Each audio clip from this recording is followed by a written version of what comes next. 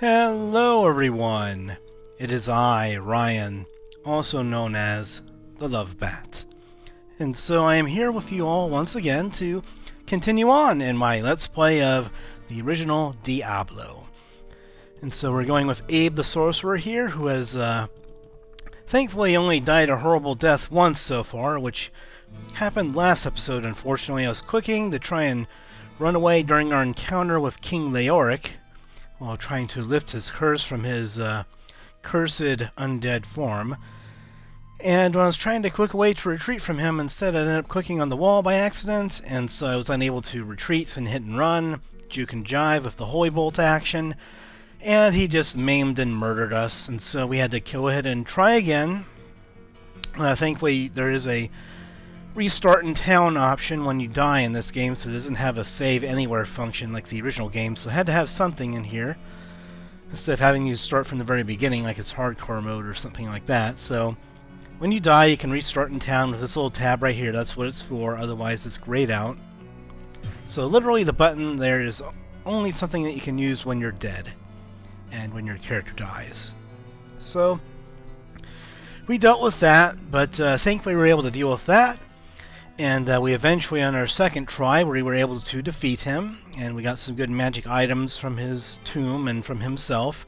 He had a magic crown, which is good for draining health from enemies if you're a more weapon-using type character, but since we use spells, I don't believe that the crown was compatible with our abilities in draining health from enemies, so unfortunately we just had to sell it to Griswold here and get some good coin out of it.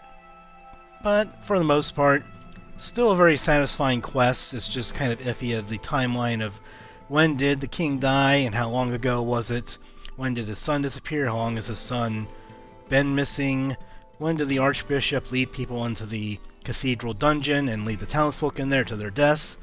And which scarred many, including Farnham the Drunk and Griswold, who went down there. So the situation is kind of a big mess story-wise, or not really a mess, but the situation, I guess, is a mess. The story, not exactly a mess. There's probably some things out there to explain the timeline better than it does in-game with the original. But the important thing is that we know that these events have happened, and so that's the important part, and so we're just trying to go ahead and set things straight for the town, and I guess for the kingdom at large in some way.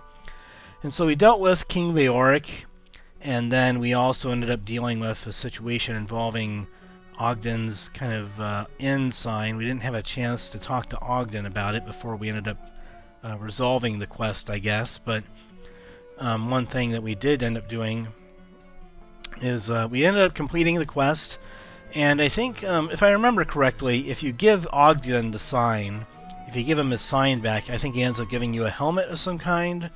So we kind of miss out on getting a nice magical helmet because we were kind of dumb and rushed the quest and gave the sign to the little demon dudes that are trying to go ahead and be like, oh, we will attack. Well, with this sign, our magic power is going to go through the roof. Now we attack.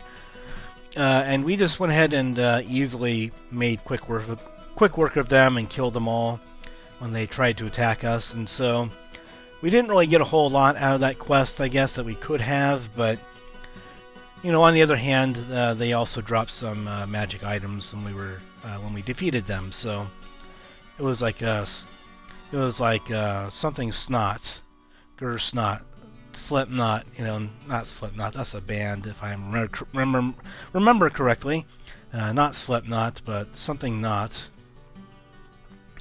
And then we also ended up talking to Griswold at the end of the last session, and we got this quest about a magic rock that there's a caravan. They got ambushed, and they were carrying like this really nice magic rock or magic stone there. And then apparently it went missing. Griswold investigated where the caravan was ambushed. He did not find this magic rock, but he says if we can go ahead and find the magic rock, maybe hidden away over there in the dungeon, then he will craft us something pretty nice from it. So we can go and talk to people about the magic rock, I guess, and see if they have anything to say about it. What ails you, my friend? I don't know what it is they thought they could see with that rock, but I will say this. If rocks are falling from the sky, you had better be careful.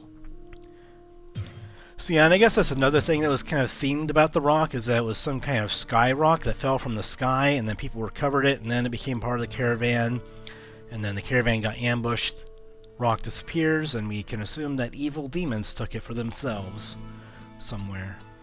Hello, my friend. Stay a while and listen. Griswold speaks of the Heaven Stone that was destined for the Enclave located in the east. It was being taken there for further study. This stone glowed with an energy that somehow granted vision beyond that which a normal man could possess. I do not know what secrets it holds, my friend, but finding this stone would certainly prove most valuable. Prove most valuable indeed, Kane. I think that he also kind of speaks for the fact that it is... I mean, it is semi-important, but mainly it's just that it holds vast magic power, and that Griswold will be able to craft something very interesting and powerful from it, so it's in our best interest to try and find the stone and then bring it back to him. Greetings, good master. Welcome to the Tavern of the Rising Sun. The caravan stopped here to take on some supplies for their journey to the east. I sold them quite an array of fresh fruits and some excellent sweetbreads that Gharbad had just finished baking. Shame what happened to them. So we get a nice little bit of background information on what they were doing when they passed through here. So it's not just they were passing through here, no one paid them any mind, no one really saw what they were doing all that much. They actually did come in here, I guess, and they actually existed. They came on through, and people are giving kind of the background information of what they were doing there. And of course, in the east, we'll end up learning more about that sometime soon, because in the east is where things take place in the next game, Diablo 2. So we'll be learning more about locations more eastward in this sort of... I mean, maps aren't really something that's been commonly brought up in Diablo lore. I haven't really looked at any of things like that to see where everything's located in the Diablo lore and in the Diablo world. Like Dungeons and Dragons with the Forgotten Realms or Faerun or whatever, I can usually have a decent idea of where things are on that map. Lord of the Rings, similarly, has a little bit of a map of different locations where things are in the world and things like that. So I remember the maps and the sort of locations of things much better in other fantasy settings compared to Diablo, where it's not really important where things are located exactly, because the first two games, they don't really make that all that important. You just travel there and it's fast traveling, and you never really look at a map system except for like the quick maps like this one, or the mini maps, I guess, of the area you're in. Good day. How may I serve you? Well, a caravan of some very important people did stop here, but that was quite a while ago. They had strange accents and were starting on a long journey, as I recall. I don't see how you could hope to find anything that they would have been carrying. Well, maybe not at the caravan site, but if we can find out where their goods were stolen and stashed to by the people who ambushed them, then we might be able to find something if we look hard enough. So, Psst, over here. If anyone can make something out of that rock, Griswold can. He knows what he is doing. And as much as I try to steal his customers, I respect the quality of his work. So yeah, even Wirt, who is kind of keeps to himself, seems a bit selfish and greedy, wants to make a business out of it. Even he can respect the work that Griswold has going for himself, because he's a very skilled craftsman, and that you've always got to respect. So even if he is your competition. We don't really have any need of any items that Wirt would sell, so I don't think we're ever going to take a look at them. It is going to be a very strong item that's probably better than anything that Griswold could sell. So maybe if you're a warrior, you might be able to check out what he has.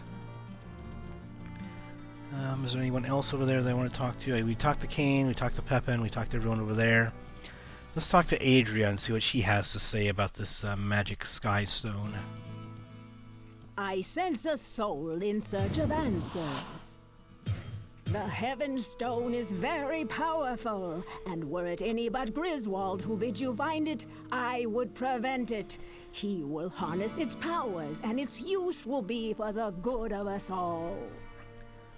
Well, I can agree with that. I think that we can all trust Griswold to make the best use out of it, and it's not going to be used for a tool of evil, basically.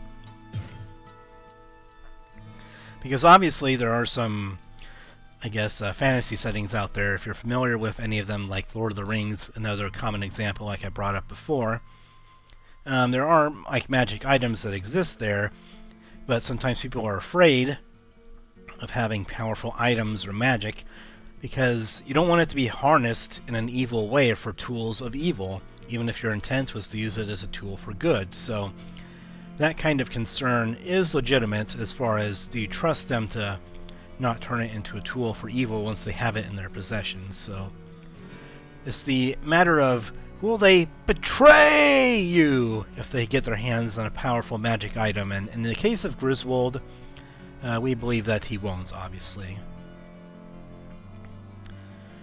Plus, it's to magic. Lots of charges of Charged Volt. Well, that would certainly be nice, since we already have a staff that does much the same thing, just with less charges. I think that anything that has mana regeneration is something that we would get our hands on, but let's go ahead and use this on our staff once again. I really do enjoy that the staff recharging kind of makes the game a bit more convenient, that you don't always have to worry about running out of mana constantly and having to use potions a lot and then rebuying them, going back to town, etc. and rinse repeats. At the very least, you can recharge a staff and you can have a semi-reliable form of damage going on, regardless if you have to worry about mana being sucked out. Alright, we found the waypoint last time, so let's get this show on the road and see what these things are made of here.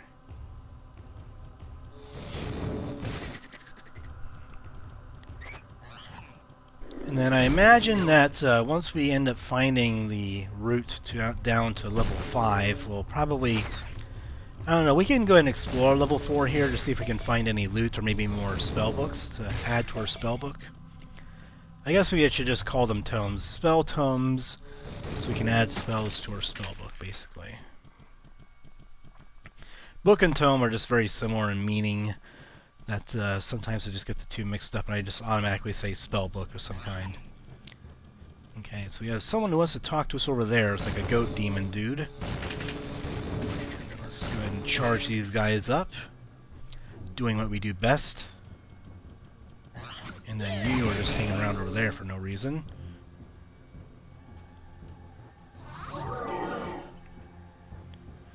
I don't want to use that, I want to use this. There we go.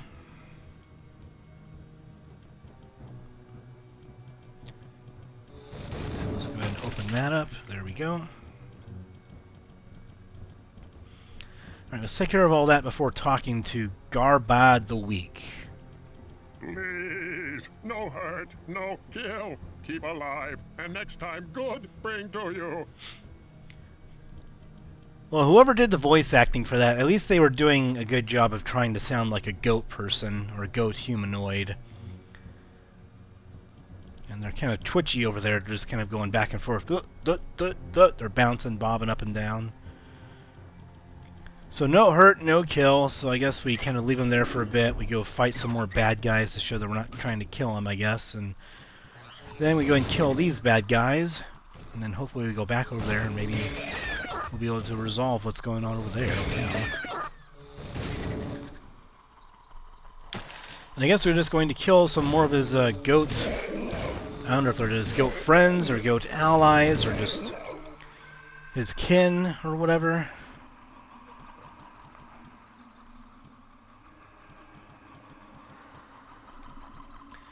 Guess magical rags might be worth tacking along here. Oh, a chest that wasn't trapped, but it didn't have anything in it either, so...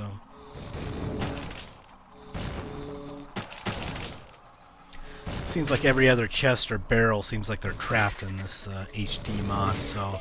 I mean, I've been commenting on it quite a bit, but it really is true. Compared to the original game, from what I remember, almost all the containers, like at least half of them are trapped. I mean, look at that.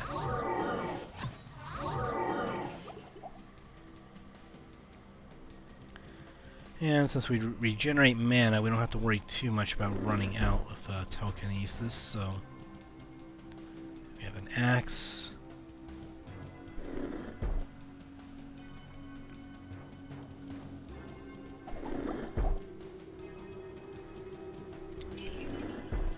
And we have another enemy that was hiding over there. We're getting plenty of gold from our enemies now.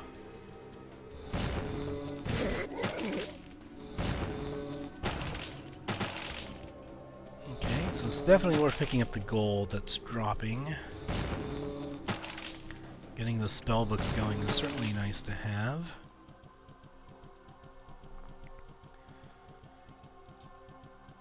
Maybe I might want to just go ahead and get away a little bit. There we go. Avoiding more traps by using my gift of foresight to kind of avoid them a bit more.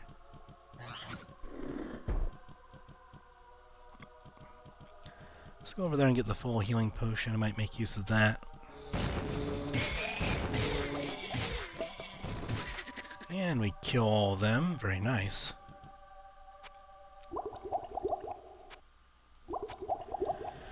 And then I guess we'll go back and talk to Gharbad the Weak here now that we've cleared out a bit of that area. See what he has to say. Something for you I am making. Again, not kill Gharbad. Live and give good. You'll take this as proof I keep word. Circle of Ice and a unique item cape. Yeah, I wonder what this spell does. I think this might be new to the Belzebub mod, so let's take a look at that spell real quick. Creates a circle of ice around the caster that freezes and damages enemies. Well, that's pretty helpful if you get surrounded at least and you don't have a chance to try and talon portal out of there. Then maybe you can try and wear them down with the circle of ice there, since firewall doesn't usually work too well for that. So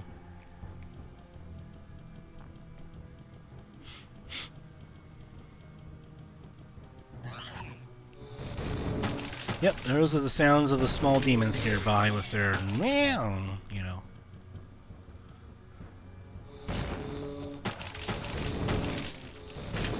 There we go. Looks like there's nothing not going over there. Let's go and open this with telekinesis. Trying to, or at least I'm making an effort to get used to using my hotkeys more to just switch between spells as much as I can here.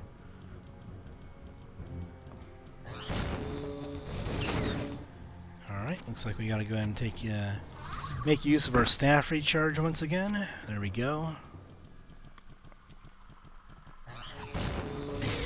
For now I'll stick to Charged Bolt, but later on we're going to probably test out the ice spell that we just learned. Circle of Ice. I guess with staff recharge, maybe I don't really, I guess I don't necessarily need it as a hotkey. I can easily go to this menu and do it. I guess Circle of Ice might be more useful than Firewall. And then we'll do F6, F7, F8. There we go.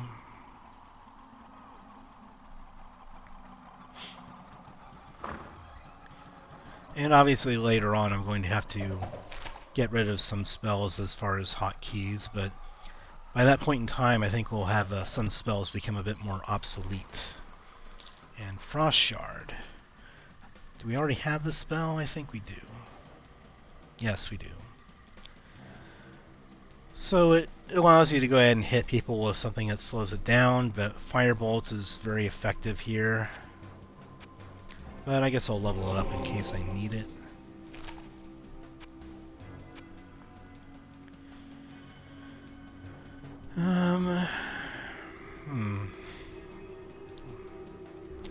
Don't know if there's any spell that I want to get rid of on this list for it. Maybe I can just do it as F2 since I tend to use my staff a lot for Charged Bolt. Yeah, let's just go and do that as F2, I guess, in case we need a different damage type.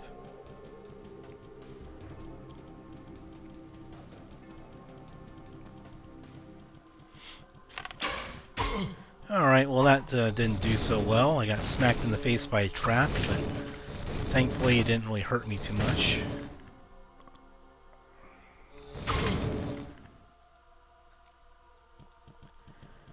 So we take a sword to the face, Fountain of Tears. What is that doing? What did that do? So I guess it drained some of my... Oh, it didn't drain my health, it increased all my stats. Okay. It increased my maximum health, and that's why it looked like I lost health, because my maximum health just went up, because my vitality went up. And so because of that, it looks like I have less health, because I have only maybe half of my hit points now compared to before, whereas we're like 2/3. Let's go over to Gharbad The Weak again. I don't know if we're going to have to... I mean, obviously I played this game before, so I know who Gharbad The Weak is, and I encountered him before, but let's see what he says now. Maybe the Belzebub HD mod ended up making this interaction different. This too good for you. Very powerful. You want, you take. And so now he's going to try and murder us. So let's go ahead and see what we can do here. Let's go ahead and try our firebolt here to see if we can kill him with this. Come on, you can do it. You can get through the door. Come on, you can do it. Why do I have to do this? I mean, the pathfinding in the first Diablo is generally much better than it is in Diablo 2, where you have to really work really hard to get like your summoned creatures and stuff to go through doors and different things like that and follow you around, but sometimes Diablo 1 does have the annoying habit of this stuff happening. I just want him to go through the door so I can fight him. That's not too much to ask here. And I mean, King Leoric also had this issue when I was fighting him in his chamber last episode. He kept on going back and forth with some different pillars that were in the way, and it took him a while to just finally go through the pillars. I mean, I could just firewall him too. Let's see if we can firewall him. Alright, so this is a bit cheap, but if he wants to die running around like an idiot, I am not impressed. And our Sorcerer, as he said there, in case you didn't hear it, he was not impressed with Gharbad The Weak. I mean, we could have talked to someone in town before killing him just to see what they have to say about it, but I doubt that they have anything to say about it. But we did get a unique staff there, so maybe we might use that. I guess our failsafe for him failing to go through the door was just to firewall him to death and just have him run back and forth through that like an idiot. So we have a unique short staff there that we got to get identified soon. Let's see if we might use it. Telekinesis is not really a spell that I really want charges for. I can easily just use mana for it, but if it's a strong enough staff, I'll go ahead and just take it anyway, especially if it has a mana regeneration.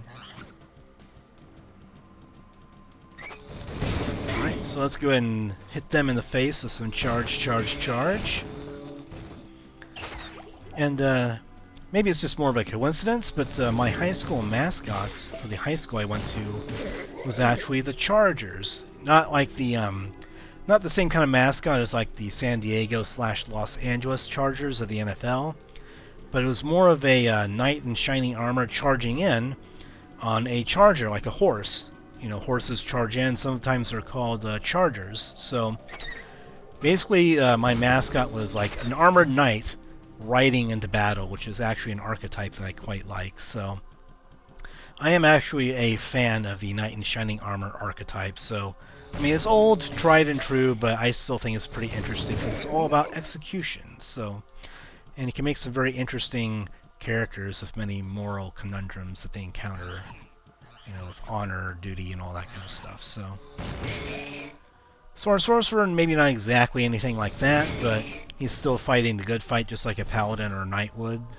So, alright, let's see if we can get some 2-for-1 specials with Charged Bolt here and killing multiple enemies.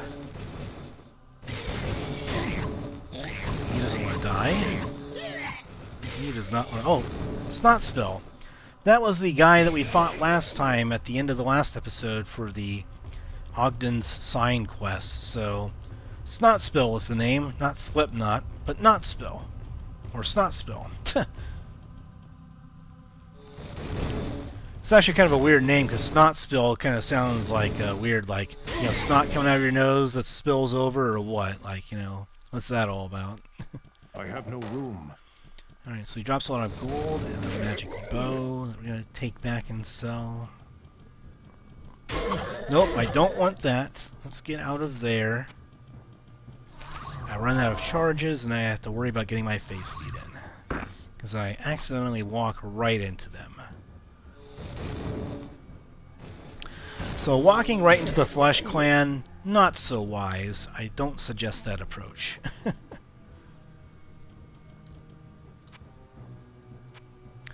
Where's that bow at that he dropped? Pretty sure I need to pick that up still. I can actually go to the waypoint here as well and drop off my items here. Let's drop off those rags there and see if you can find that bow that he drops. There it is. And I don't really have any more inventory space, so let's go back to town here and sell this stuff and see what the staff does that we found. And then we could just skip the rest of that level of the dungeon and go straight down to level 5, because Snot Spill was at the entrance to level 5 last time that we saw, so... Hello, my friend. Stay a while and listen. Jagged Bow, Bitter Shroud, Death Spell, Silver Axe. So, Death Spell, probably not something I'm going to use just by the description of it, but we'll see what it does. That's an Inferno Staff. That's enhanced damage, so that'll be good for a rogue if they had it. Extra Vitality is nice, but the mana regeneration, I think we're going to stick with that. Ooh! Okay then. Death Spell is definitely something that I want. Obviously, I'm not going to use it in melee, but regenerating 2 mana per 5 seconds and having the free charges of telekinesis, I will definitely take that. So now we're going to rely more on using mana, I guess, and so we're going to go ahead and put the telekinesis staff on F8, so we don't use mana for that at least, and then we're going to go ahead and put you as F3 for charged bolt. So now we have our setup going here. We're not going to have to use the staff recharge skill all that much because telekinesis isn't, it's not going to be something that we spam at enemies, so we'll be okay now, and we have plenty of mana regeneration. What can I do for you? So with the mana regeneration that we have now, I think we're going to be just fine as far as dealing with enemies, now that we can just cast our spells kind of at will, I guess you could say. Anything good here there to replace my sash? Not really. High durability, not something that's really needed of a belt. Plus 10 to dexterity is nice, but magic is even better for us, so not really something that we can consider. Now it's time to talk to... Well, I guess we want to repair our staff just in case. I guess this is indicating down there that our staff is low on durability, and indeed it is, so let's repair all of that, by the way. Whoops. I don't want to cast the spell. Jesus Christ. I'm not trying to cast a spell there, I'm just trying to go ahead and right-click to deselect the buying option while I'm in the shop menu there. Wasted a few charges of telekinesis, but it's not really of any concern since we're just going to recharge the staff here. In search of answers. Okay, so that staff doesn't sell for much, and neither does that one, so I guess it doesn't really matter, but go and put that away. We'll sell maybe one potion to, or a few potions to clear up some space, and then we have the other ones. We have a couple potions there, then we have our mana regeneration to keep our mana pool going. We'll go ahead and talk to her, I guess, and see if she has anything that might be better than what we have. Probably not. Warp. That's a spell that I'm not really familiar with from the original game, so that might be another addition.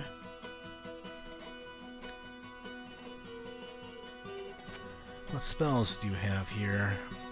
Another Stone Curse. I don't know if I really need that yet, though. More Circle of Ice. So we got a 5,000 gold Circle of Ice book. So that's kind of nice that we got that. More Stone Curse, and then more Firewall. I don't think that we really need any of those spell books, to be honest, so I'm not going to try and get them. We'll probably find a couple spell books to aid us in the dungeon here. As we explore more of the dungeon, I'm sure that we'll find some more.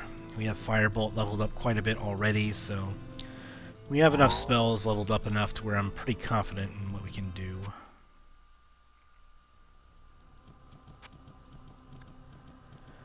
Alright, once more into the breach of the dungeon. There we go, and at least we don't have to worry about running out of charges for our charged bolt. At least we have the mana indicator here that's going to let us know if we're running out of mana at least. So hopefully now we aren't going to run into situations where we run out of charges on our staff and then we try and cast a spell again because we're spamming it and then we charge in to the enemies, which is not a good idea. So maybe by avoiding using our staff for casting spells, we can avoid running into our enemies by accident. So, alright, let's see how we can do against these guys. And they went down like a sack of bricks. Okay, well that's good news. Charged Bolt is, at least at this tier of the game, still pretty strong. So, much like Firebolt, which one-shots one enemy, this spell is well, it's level 6, so we have it kind of supercharged here, and getting like 6 bolts out of a single casting, so pretty darn good, I would say. And we have another unique creature over there.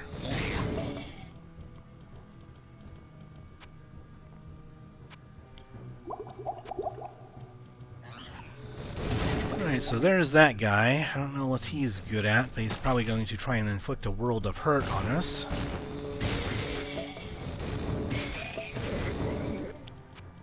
And let's go ahead and make a potion here.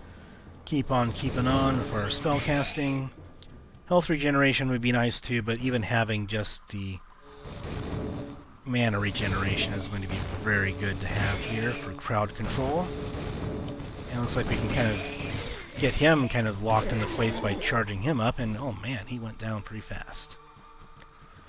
I thought that he would probably last a bit longer because the unique creatures tend to have resistances going on them, but I guess with lightning that didn't end up being the case, so. And our mana regeneration, as you can see here, it is working reasonably fast considering. So we can save the use of potions there with our stacking magic item regeneration. Short bow, don't really need that. Oh. Let's get away from the barrels before we blow them up. There we go. Along with exploding barrels, it also helps you to avoid skeletons kind of conjuring up right in your face, so that's also good.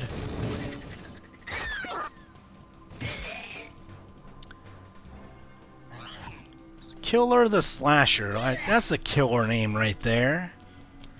I mean, I don't know if that was like a joke that the Diablo devs just left in the game, but that seems kind of weird. Killer the Slasher.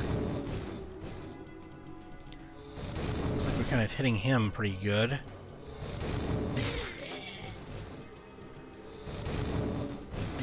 And we got him down. That's excellent. We killed Killer the Slasher and didn't have too much trouble with it. Not a problem, as some people would say. King Leoric is the main enemy that I think that's given us big problems. We had some problems with the skeleton bowmen as well, just because if there's like 15 of them in a room or 10 of them in a room, then it's kind of hard to deal with them all at the same time. Plus, they're all attacking you all at once, compared to melee enemies that have to close in on you first. Let's run away a little bit and wait for a mana to recharge and see if we can go ahead and kill this little bugger.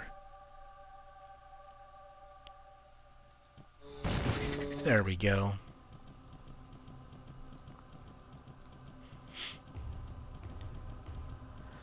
And then we have another little bugger that tried charging into us and then missed horrendously.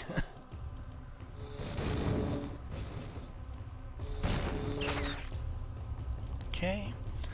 I imagine that we're going to see more enemies of similar types compared to these that are just like stronger variations of them in the future levels of the dungeon, I imagine.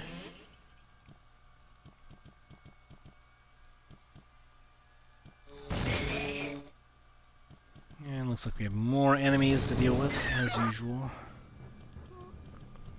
We have a skeleton that's fallen and he can't get up from behind those barrels there, I guess. They're too tall for him.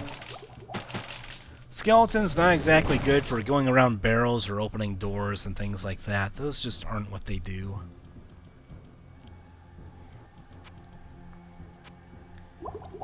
And let's stuff this stuff back over here.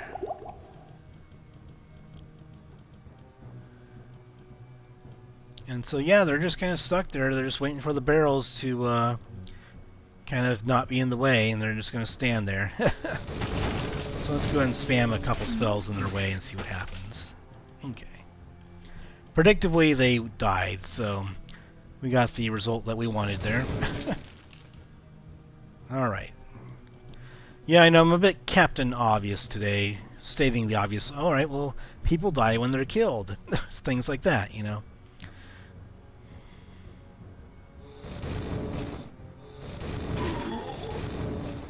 We just have to kind of keep our distance from these big boys, and then we should just be A-okay. And that's nice too, leveling up. So, how do we level up here, I imagine?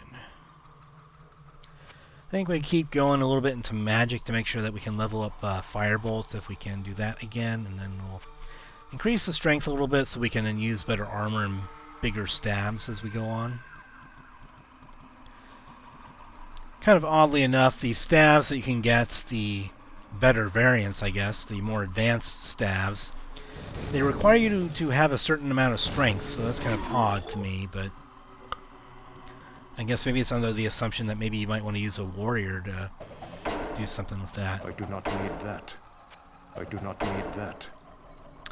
I do not need that. Okay, well I think that I think the reason why my character is saying that is because I've already completed the quest and resolved it, and so because it's a quest item I don't need, he's just not going to pick it up at all. In the original game, because you had a save anywhere function and you didn't have respawning enemies, then quest items like that would not respawn in the original game, so that's why it's not allowing me to pick it up, because the original game was not designed to do that.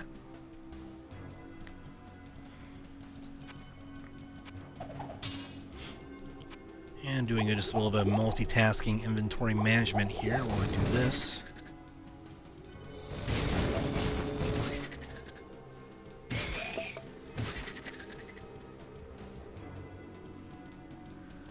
Skull cap that we don't need. Oh, there's a knowledge tome down there.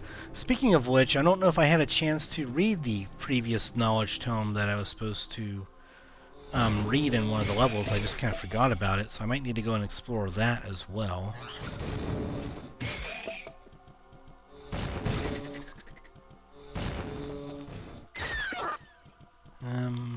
Locked chest. Lightning scroll, rags I don't need.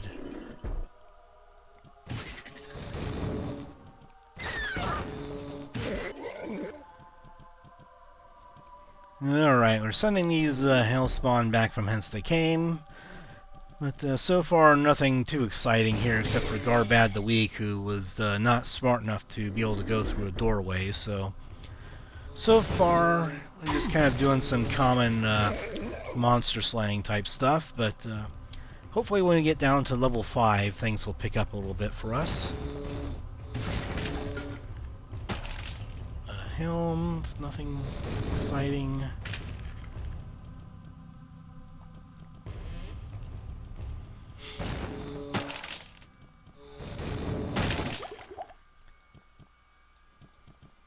Alright, let's go ahead and read from this book here and see what the lore book has to dump on us here for a lore dump. So, and it will be voiced and narrated, so it'll be nice and exciting. So let's see what this has to say. All praises to Diablo, Lord of Terror and survivor of the Dark Exile. When he awakened from his long slumber, my Lord and Master spoke to me of secrets that few mortals know. He told me the kingdoms of the high heavens and the pits of the burning hells engage in an eternal war. He revealed the powers that have brought this discord to the realms of man. My Lord has named the battle for this world and all who exist here, the Sin War.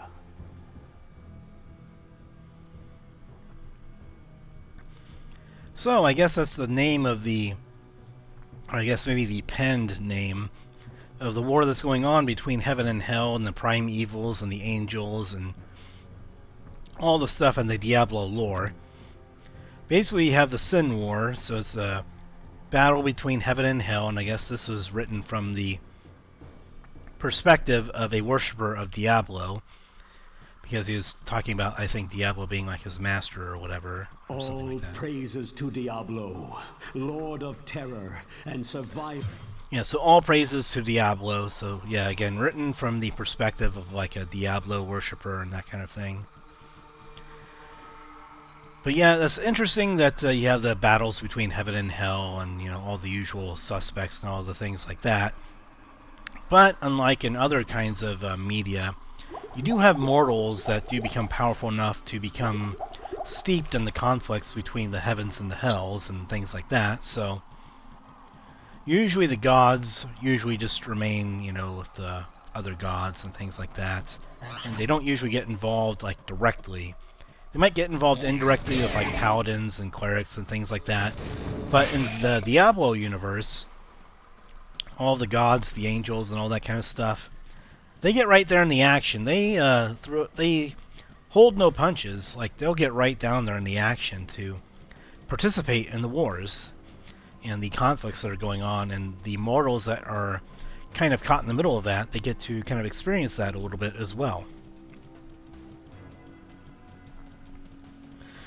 So I don't know where the other book was. I remember from my previous episode that there was a book of some kind that we definitely want to go and take a look at. That was on maybe the 3rd level that I might want to take another look at that I didn't have a chance to before. I forgot to go back to the book and I think read it. I could be wrong, but I think that I want to go and find that book so that way I can go ahead and get all the narration lore dumps and kind of have them all in one playthrough here for you guys to listen to. I don't know, I could be wrong. There could be some episodes out there or videos on YouTube where people have already like recorded all the lore books that are read in Diablo and then put them into a nice, easy to watch video. Might want to get out of the doorway so they don't keep charging me for free.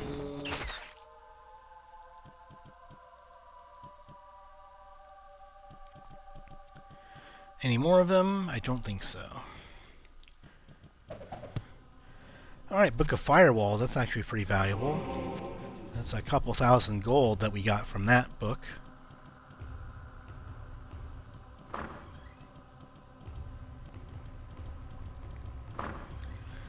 And looks like we have some goat people coming after us this time. Let's go ahead and show them a taste of their own medicine here.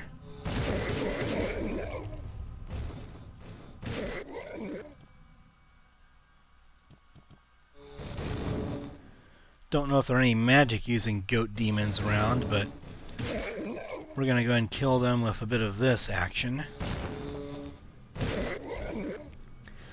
We do know that they have some archers, as we saw in the previous episode, but no spellcasters as far as I know. They might suffer a decent amount, so we'll take that. And a book of telekinesis. Not that we really need it, but we'll go ahead and learn it, I guess. I don't know what leveling up telekinesis does. Maybe it increases the range on the spell, or maybe it costs less mana per casting. Not quite sure what leveling up telekinesis does, but at the end of the day, I guess it doesn't really matter all that much.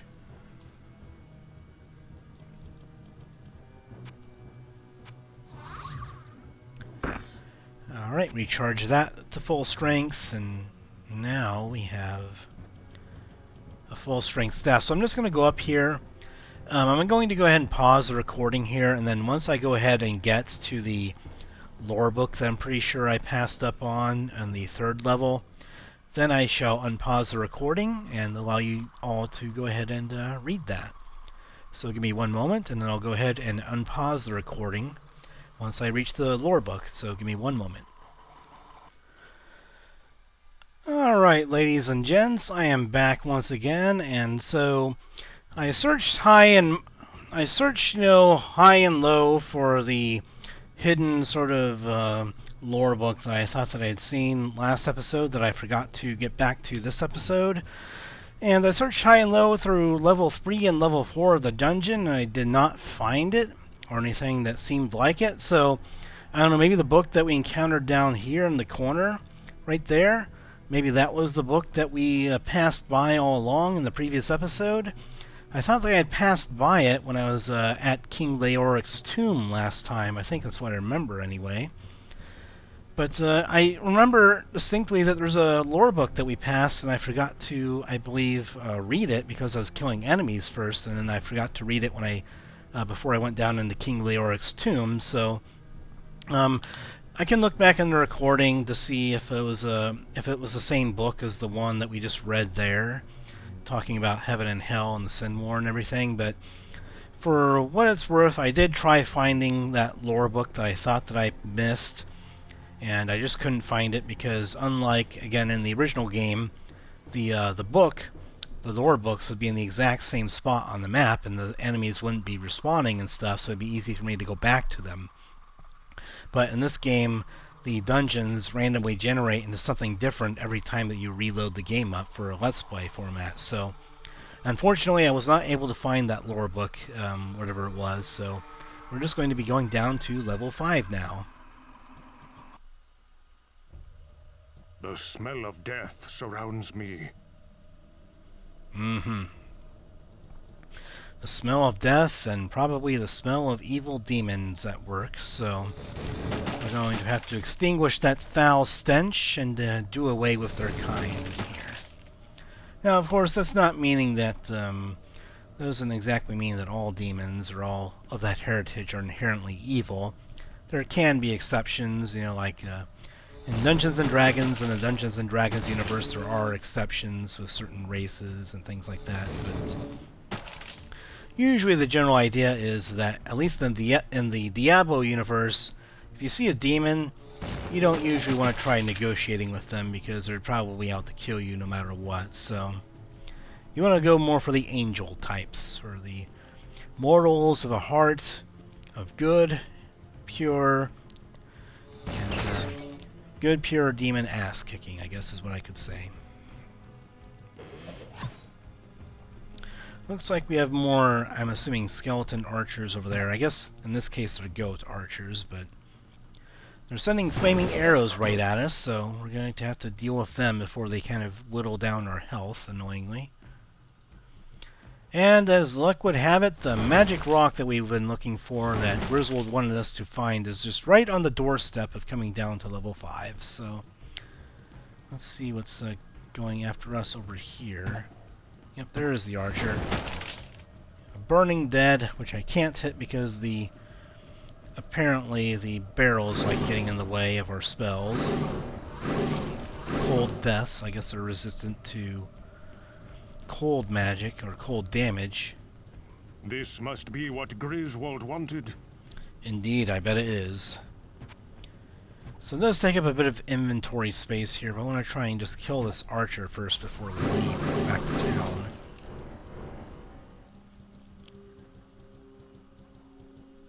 Alright, so our inventory is pretty full, so we're going to go ahead and town portal back to town here and see what we've got from this magic rock.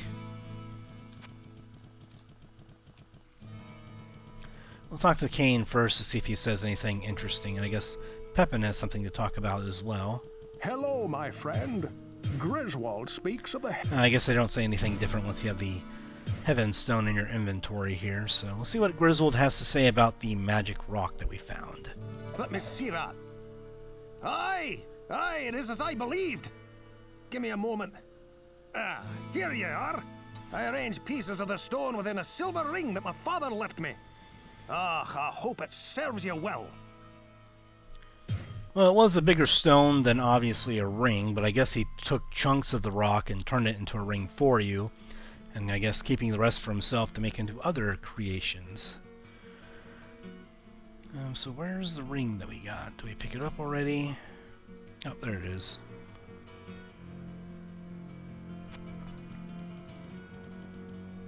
Hello, my friend. Stay a while and listen. Okay, so let's identify some of this stuff. Ring Vitality. Empiring Band. And a Belt of Warmth. So I guess his icon changed after identifying it, I guess. I was kind of puzzled at first because I do remember this ring ended up having a unique appearance with the artwork here. But indeed, after identifying it, it does give us the proper artwork here within the Belzebub mod. So +2 to all attributes, faster hit recovery, which is nice for most anyone, so you can either attack them faster or retreat faster. Half trap damage, okay, so that's going to be helping a lot, frankly. But do I want to use it over this ring? I guess the +2 to all attributes improves our magic, and then it allows us to stash away that stash and instead equip this one, which is much better. So we recoup some of our magic stat by taking off this ring, putting on the Empiring Band, so now we have two nice unique rings here that provide lots of small little benefits that really add up. Then we're going to go ahead and put on this little stash and have our mana regeneration go back way up and get a bit of lightning resistance out of the deal.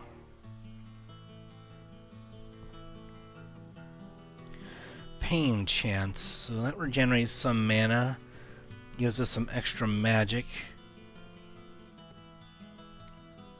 This regenerates 2 mana, however, so I don't know if I want this one. It gives us more magic for more maximum spell points, but I think that just the better mana regeneration might just be better here.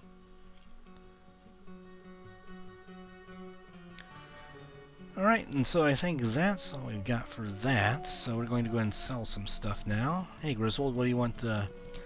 want to go ahead and take some of the stuff out of our hands? See the cape, armor strength, take the sash off our hands. Health regeneration could be helpful, but it's quite a price tag for it though, and the 17 hit points might be helpful to have around a bit more than 1 hit point per 5 seconds. We wouldn't be regenerating our health very fast with just 1 health regeneration item. We'd have to have better health regeneration than 1 per 5 seconds. Maybe if it was like 2 or 3 per 5 seconds, it might be worth it. So maybe a higher tier item might be worth getting later for that kind of thing. Let's just repair everything, and then we'll go back to Adria, or I guess we'll talk to Pepin here first of what he has on his mind. Good hero, a moment of your time, please. While attending one of the townsfolk who had taken quite ill, I noticed something odd about his home. There were strange sounds and a sickly, sweet smell rising from the cellar. Thinking perhaps these fumes had something to do with his sickness, I investigated. In his cellar were monstrous worms, shifting and squirming up from the underground. I beg of you, slay these creatures before they can make their way into the town. I left the door to his house open for you. It is the one opposite of mine. So this is pretty interesting. This is a quest that I'm pretty sure is only something that's unlocked by the Belzebub mod, because I do not remember this at all in the original game. The Infestation of Worms quest was probably an unimplemented quest that they didn't have time to complete, and complete with voice lines that were recorded but just never implemented. So it is very possible that... Let's see if they have things to say what about can it. I do for you? I've seen no such things in my shop, but I will keep a close watch for them. Perhaps if they come this way, they won't take kindly to the fires of my forge. Well, burn it with fire is some people's solution to problems, or some people's solutions to problems. You, my friend? Infestation of spiders, just burn them with fire. Hello, my friend. Stay a while and listen. Worms that rise up from the ground. Many of the ancient writings speak of poisonous insects and foul creatures of the skies and seas plaguing mankind. It is no surprise that the very earth would offer up a similar peril now that the denizens of the underworld are upon us.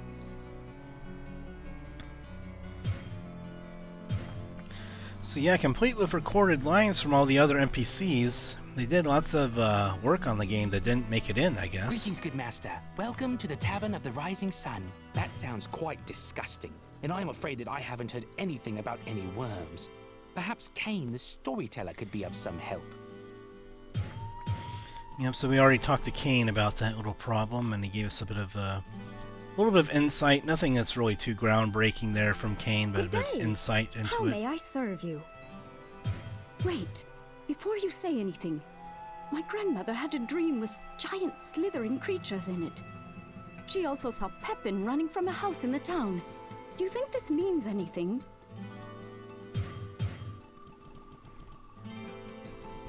Guess her grandmother had a vision of this kind of thing happening. Psst, over here. They have you hunting worms now? What's next? Leaf collecting? Picking up mushrooms? Look, friend, you have a whole church full of demons over there to worry about. I don't see how a few little worms could be so bad.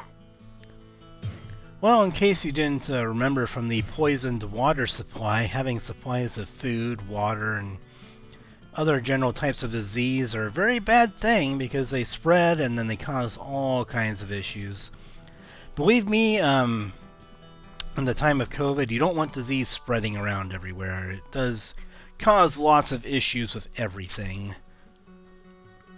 Can't a fellow drink in peace? Listen. I don't even like worms. Don't tell me about your worms. I don't want your worms. Nope. No thanks. No worms for me. No worms for me! Get your silly worms away! Arr! And let's see what Adria has to say out here on the edge of town. I don't know if she makes any little caustic brews out of worms out here, but we'll see what she has to say anyway. Maybe she has something entertaining to add. I sense a soul in search of answers. Seek out the domicile to which Pepin the Healer has directed you. It is there that your missions will become clear and your methods evident. Well, that's a big disappointment. I was hoping to hear something interesting from her, but instead she just tells you do the obvious and then the obvious will happen. Okay, so she's more Captain Obvious than I am in this episode. By telling me the obvious and then stating the obvious will happen after you kill the worms, they will be dead. Let's go ahead and sell some of this stuff here. We'll keep the full mana potions. Ring of Vitality can go. That's a nice ring, but it's going to have to go for these other 2 rings that are very strong. Keep these potions in our inventory for now.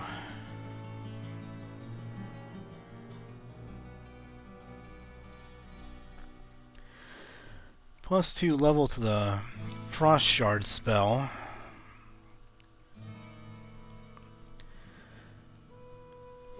And then any spell books here. More Frost Shard. Yeah, sure, why not? Spellbooks are the main thing we're going to spend money on anyway, so we might as well just take the opportunity while we have it and just get a couple of them now and again. So it's not like we're going to go ahead and spend armor on things like weapons. Spend money on armor, weapons, and helmets, and all this other different stuff.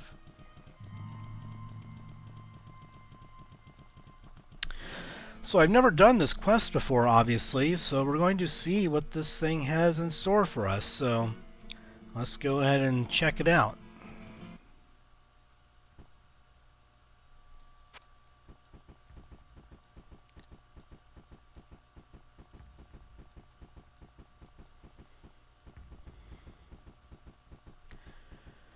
Yes, alright, so we have these are what I believe they are Diablo 2 enemy types here. So these are like little, I guess worms or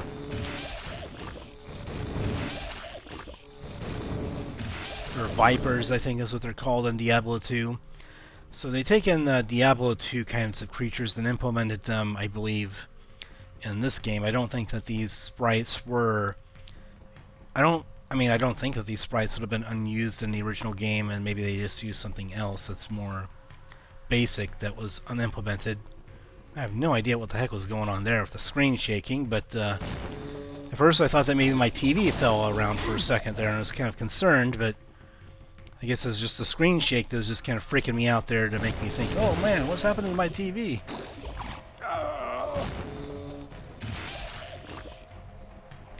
So I guess they're kind of similar to another enemy that's in Diablo here in the later stages of the game, called like acid spitters and things like that. Hopefully I don't have to worry too much about my screen shaking like crazy again.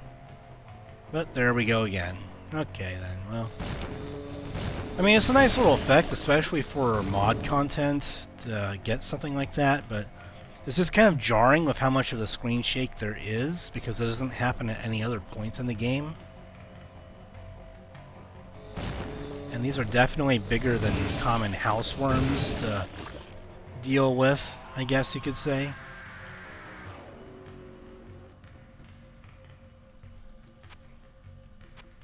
Guess we don't need to use another potion just yet. Any more screen shaking? Nothing over there. I guess maybe the purpose of it is to just cause you to have to explore more of a certain part of the map here, so that way you have to find out if it's going to go ahead and screen shake on you or not to unlock more of a portion of the map here.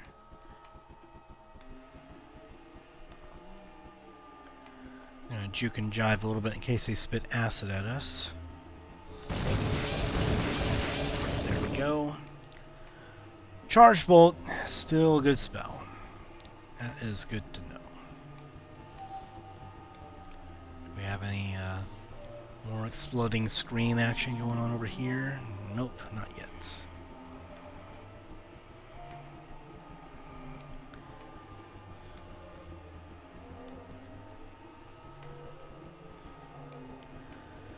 Alright, so it looks like we have lots of dudes to go ahead and fight over here, but Charge Bolt seems to be pretty reliable against them so far.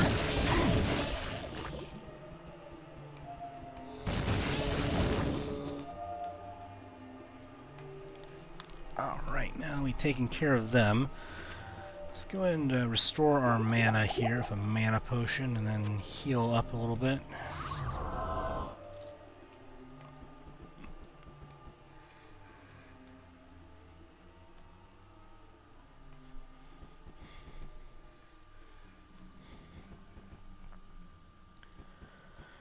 Looks like we just have more of the same here. More of these worms. It's just spelled differently, I guess. Alright. Go left here at this fork in the road. We don't want to hit them with a staff. We just want to charge them to bits, basically. And more jarring screen explosions.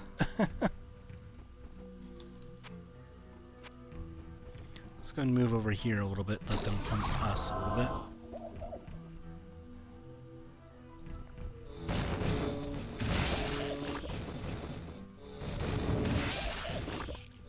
Charge bolt, making pretty good work of them so far here. Maybe have to make 2 castings to kill them, but usually hits more than one of them.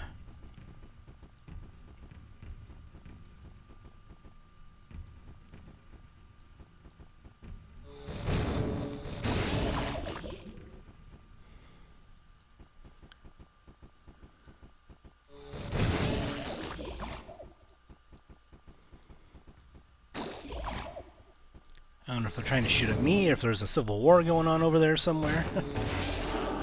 Oh, and gained a level. That's convenient since I was very low on mana. Let's go ahead and move back here a little bit before continuing on. So we have a safe spot to level up here.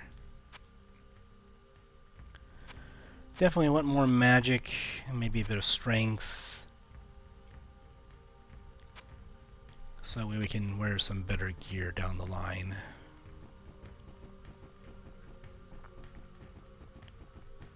More of the same, the jarring screen shake, the screen earthquake, the worm quake. I'll call it that from now on. More worm quakes going on beneath in the cellar. I guess it's not the common house worms that we're digging for here, like Wirt probably thought. It's a full-blown dungeon map, I guess. Which is, I think it's basically a similar tiles and art and stuff like this as one of the dungeon sections of the game that you get to at some point, the caves. Also, it looks like it's a little bit similar in appearance to the poisoned water supply area that we went to as well, I believe. So I guess maybe it used some of these same art assets for that for the map. The poisoned water supply quest.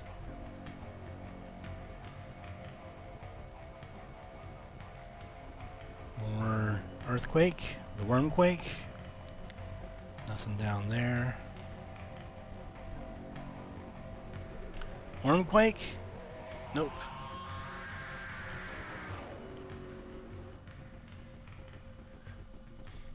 Okay, and then maybe over here there might be one, I don't know. Is it going to be in Wormquake? Nope. Let's just keep going this direction for now. I don't know if there's going to be like a boss enemy creature at some point that we encounter. Like some worm queen or king or something. Okay, let's go ahead and take him.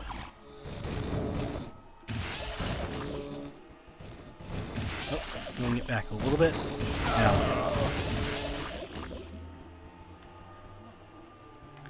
kind of a unique,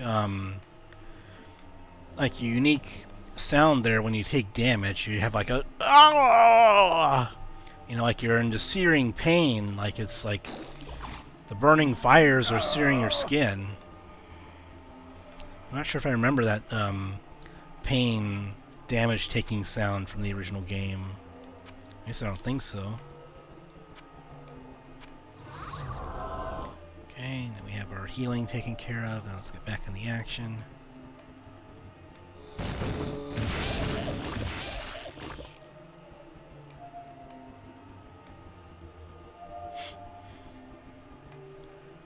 Alright, so it looks like there's something over there. It's going to be like a unique creature. Yep, there it is.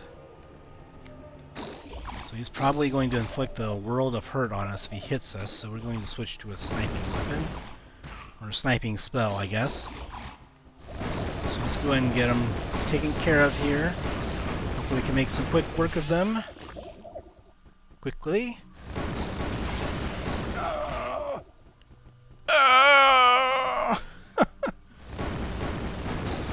Alright, so... Oh, ouch. That really hurt. Oh my gosh. That took like half of our health away. So yeah, we definitely want to retreat here. Oh, Brook of Inferno. That at least is going to sell. Yeah, that really hurt. Let's go and put a potion in there as well.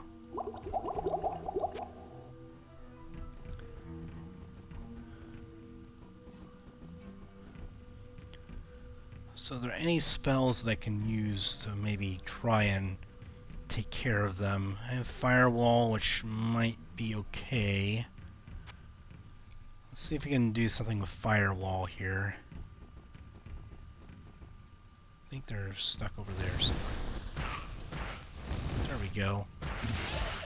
There we go, that's working pretty well.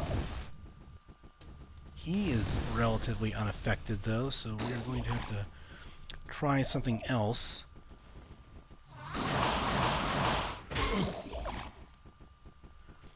Yeah, this is a difficult battle here.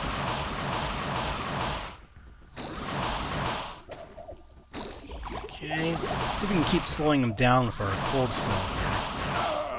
Ouch. Oh, Jesus. I do not want to be next to him. Oh my gosh.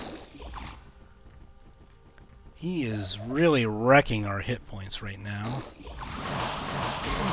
Jeez. It's really hard to hit and run in this game the way that you want to. Alright, he's coming back again.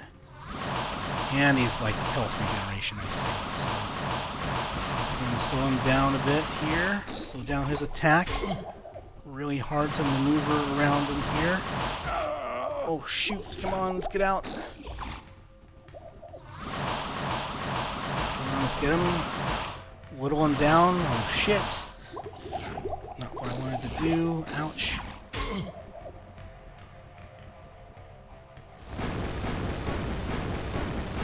Oh, come on. Where's Town Portal? Let's get this ready.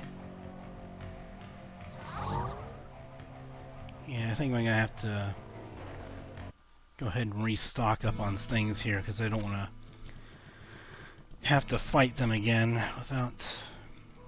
let's go ahead and just read that, I guess. I'm not going to use it probably, but... Let's restock on potions here, and we'll have to try and fight him again. Hello, my friend. Stay a while and listen. Steel Ring of Tears. Well, that's not going to sound very good. +1 damage taken from enemies. That's where the tears part comes in. Well, what can I do for you? You can take that ring off my hands.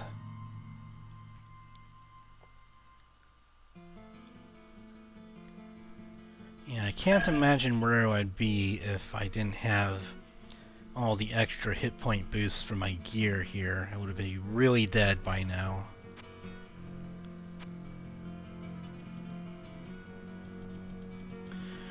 Yeah, we just need to stock up on a lot of potions here to make sure we don't have to town portal again.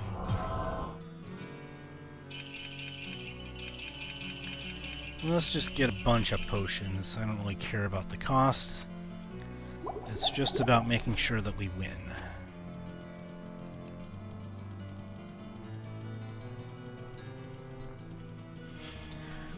Yeah, I don't think that anyone had any idea just the amount of worms that we have to fight in there, and then one that's almost killing like half our health in a single hit. I sense a soul in search of answers. Let's get plenty of these. They are a bit expensive, but I want to win this fight no matter what. Lightning could be a pretty decent spell if we get that going. I don't know if it's good enough to use against this guy, but... let's see what staffs that they have. Probably nothing that's good enough here to... Yeah, minus 2% cold resistance. That is like a drop in the bucket. I don't even know why anyone would bother buying that. Now, if it were something like minus 25% cold resistance, now we're talking. Minus 25% fire resistance, that also might be talking. Okay, so now we have all the potions in the world that we're going to need. We have plenty of money left over still. So let's go back in again from the main entrance this time and see if we can try and do it again here.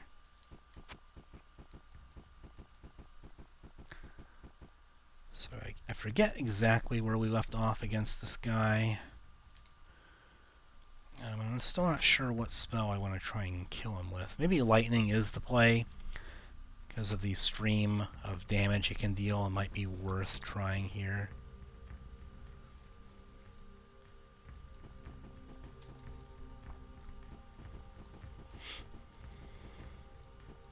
Don't know if the enemy that we're facing is lightning resistant. Let's go and try it against these guys and see if it works. It does. It works splendidly. It works very well. Alright, so if it works on these guys, then I imagine it should work decently on the boss enemy that we were fighting. More wormquakes? No. Alright, so I just wanted to clear this area out real quick, because I just wanted to know if there's an extra area that I can retreat to without getting surrounded by enemies. Maybe town portal away if I need to. In fact, I'll go ahead and do that now. I'll go ahead and set a town portal somewhere down here if I need it.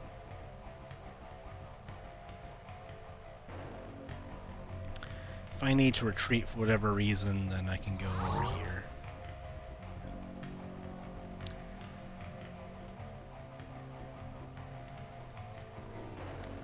Alright, maybe with this spell we're going to have a bit more success than Firebolt, so let's try it. Alright, so it is dealing some damage here, and it's taking care of the cronies pretty quickly. However, it's kind of having a hard time getting through the walls here that we're dealing with. Don't think we're going to need that town portal right here. We just need to deal damage. Lots of damage. Come on, we can do it.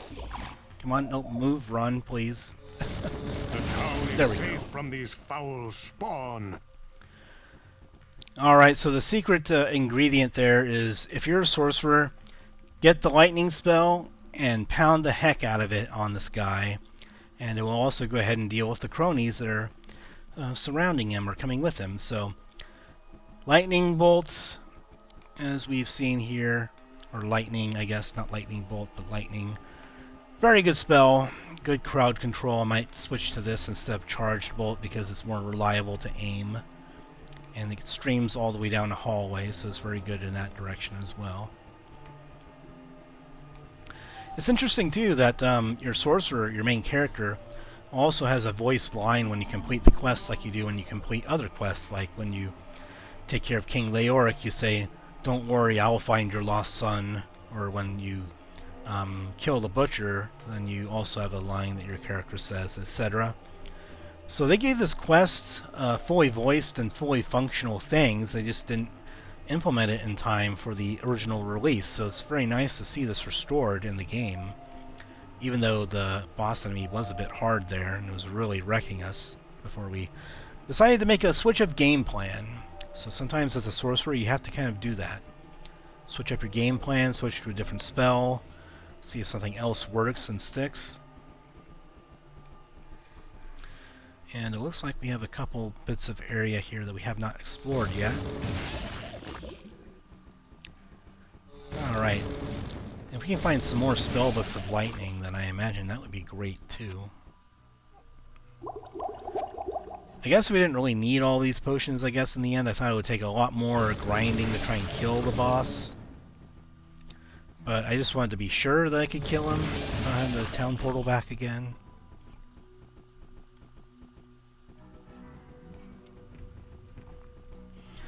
So yeah, it looks kind of like a simple dungeon area, comparable to like a level of the dungeon in terms of size, so not too bad, but nothing too extraordinary here. More like a little side quest here. It's not really part of the main story at all. But a nice addition nonetheless, because it is additional content, and you can talk to the NPCs about it in town to get some flavor text and dialogue. And as always, it doesn't really matter what the quest is, as long as Farnham is in it and you talk to him about anything, it's going to be entertaining much of the time. So that alone is probably worth it, just to see what Farnham says about it.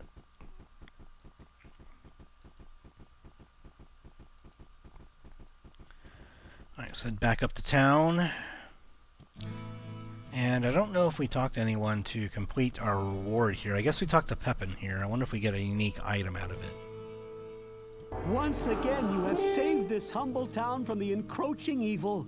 We are, as always, forever in your debt. Alright, so I guess we get a bundle of experience there. I don't know if the, I guess I don't know if the reward is automatically gaining a level of some kind, regardless of our experience points, but, that's welcome, I guess. 5 points to distribute. Alright. And then a little bit of strength and vitality. Dexterity not very important here, so we can get health boosting and AC boosting magic items, so... Hello, my friend. Stay a while and listen. Brass Club of Trouble. Ring of Might. Okay. Well, what can I do for you? -7 to all attributes. That's trouble indeed. We don't want any part of that, but Griswold, if you want to play a prank on some demons, go ahead and take that off our hands. That's a pretty decent ring if a warrior were to get it, but for us it's not going to be useful, so we're just going to get rid of it. If you're playing like multiplayer Diablo 2, then sharing loot with your party is obviously valuable to have, even if you can't use an item that you find. That's pretty good. Attacker takes 4 to 6 damage. They get punished for attacking us, but I think most of our damage is going to be done with spells rather than tanking, so it's not really an item that's good for us, but it would be really good for a warrior. Or a barbarian, too, I guess, so... Now it's time to sell off some of these, this grand amount of potions that we have on our hands. What ails you, my friend? So the worms are dealt with. I guess the house door is still open to go back to the cellar, I guess, if you want to grind out some experience points with that, and maybe some more magic items, I guess. It's kind of the mechanic that goes on in Diablo 2, where you can kind of grind enemies. I sense a soul in search of answers. Okay, no, I don't want to use it. I want to sell it. You can right-click to buy things, but trying to sell potions like that, it just does not work. That's unfortunate. In Diablo 2, what you could do is you could use Control-Click to go ahead and sell something from your inventory really fast. But I don't think it applies in this game. It just does this. So unfortunately, that's something that the mod was not able to implement. It implements the better shop system here. But in order to sell stuff, you still have to click and then click again and do more clicking. So, whereas Control-Click in Diablo 2 is much faster and more convenient. Alright, we still got some good amount of gold here. And then nothing too special there. Book of Insanity. That sounds like an interesting spell, but one that we're probably not interested in. Just because, like any enemy of note, I doubt that this would really affect them at all. And usually just damage dealing spells are just the go-to in this first game. In the second game, you get lots of secondary type spells that debuff enemies and do things like that, but the first Diablo game wasn't really designed around that. Around like debuffing enemies and buffing allies and things like that. It's more about how much damage can you pump out, and that's really all that matters for the most part. Phasing, I think this is like some kind of randomized kind of like teleportation type spell, which is not something I really care about for this game. I guess the books of healing are kind of good here if we want to use healing magic to heal up, I guess.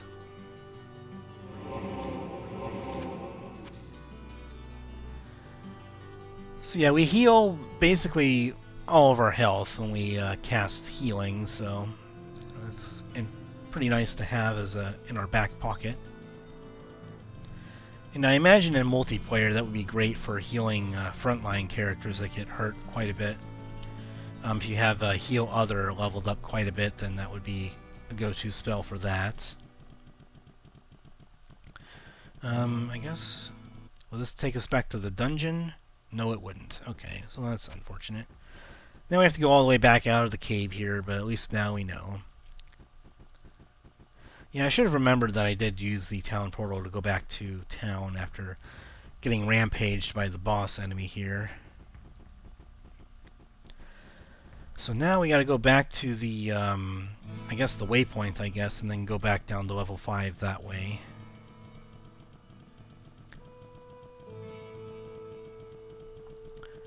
Because I don't believe that we found another way out yet. I could be wrong, but I think that this is the way that we have to take to get back over there.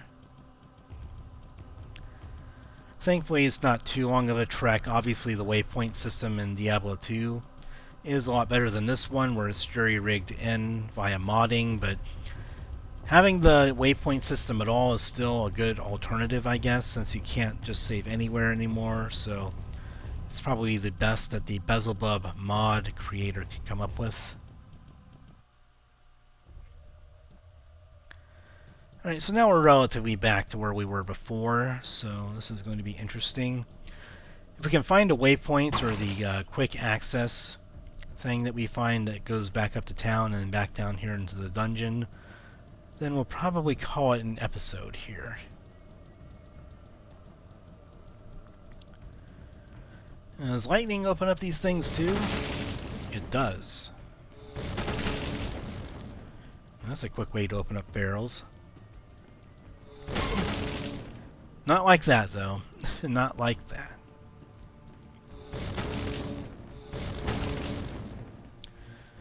Alright.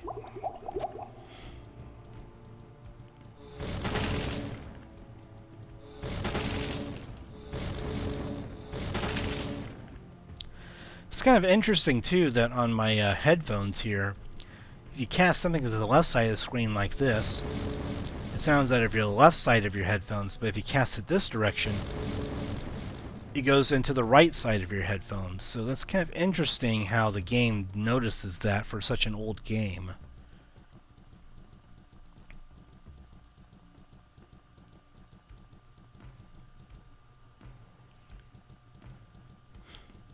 Yeah, I don't know if they had a surround sound support or anything like that back then, but whether it's stereo sound quality or whatever it is, it's still managing to come through. I don't know if it comes through in the recording. I haven't really looked thoroughly at the recording to see if it comes through in the recording or not for anyone at home, but coming in through different sets of speakers, whether you, depending on where you cast a spell from or the direction you cast it, is kind of interesting.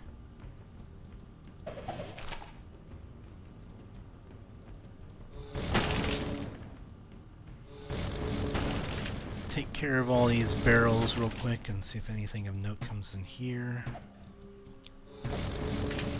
Let's make quick work of these guys. Lightning seems to be making quick work of all of our enemies so far, so we're going to be sticking with this for a while. And a ring.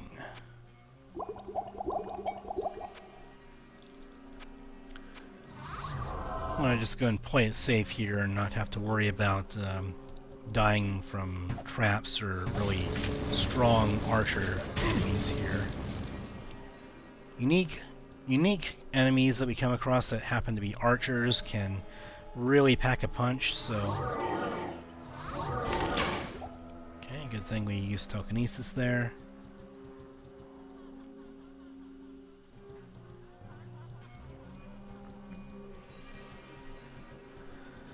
Alright, so it looks like we have only one more direction to go here. Oh, School of Identify. Not really that important at this point. We have too much money to know what to do with, but... That's a good ring, though. Our rings that we have are already better than that one, but... That is a very good ring for a warrior.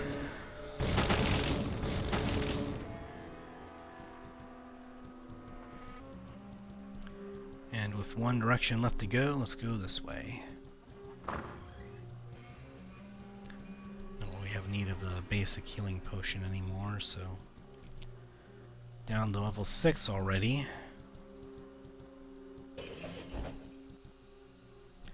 Magic rags, probably not worth the effort here.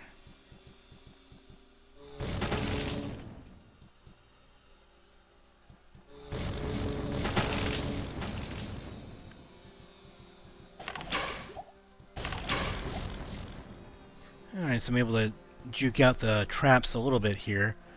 The Empiring Band does come into play a bit more since it absorbs half of the trap damage. So that makes sure that we're probably not going to die to traps again or get close to. So maybe we don't have to worry about telekinesis too much here as long as we have that equipped.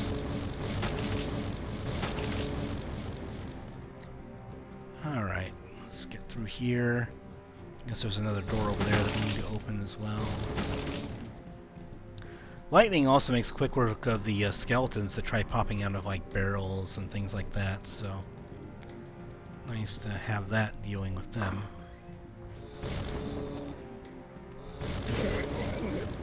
See, they die. That thing misses us. Traps are just always out to kill us right now. Everything is out to kill us.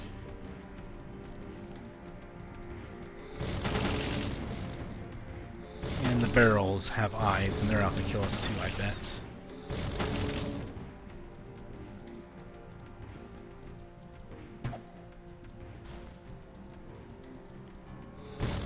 Burning dead, that should be dead quickly. Alright, oh, looks like we have burning dead archers in that direction that we gotta take care of. I think when they're burning dead, they have the flaming arrows like that, so it's easier to pinpoint what they are based on the kind of arrow that they're firing at you. So if they're flaming arrows, it's probably burning dead archers, and then if they aren't, then they're probably the goat archers.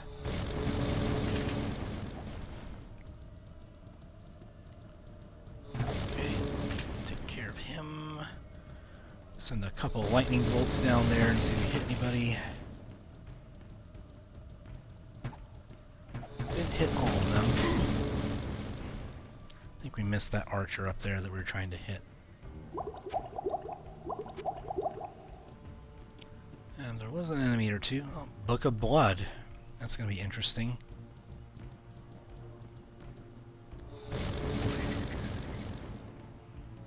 Looks like there's an archer over there that isn't trying to fire at us that we can barely hit.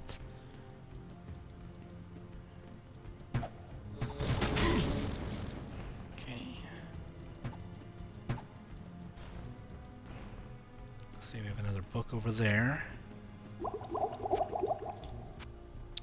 Let's heal up a bit. Probably should have healed up before using the potion, but oh well. Not really a big deal to me. Small little mistakes like that, at least in our situation, they're not really going to matter at all. I guess if you're playing survival horror, you would probably need to maximize your use of items a bit more, but in this game it's not really a high priority.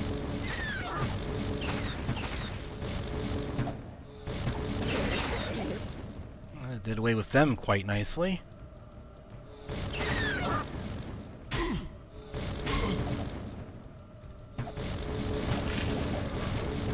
Lightning Bolt is really making quick work of them. I really enjoy that.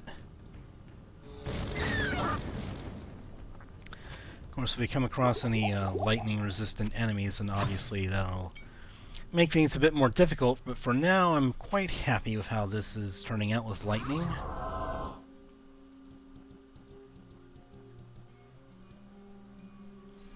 I guess we must have killed a unique creature in there somewhere, since there's a sizable amount of gold that was laying there.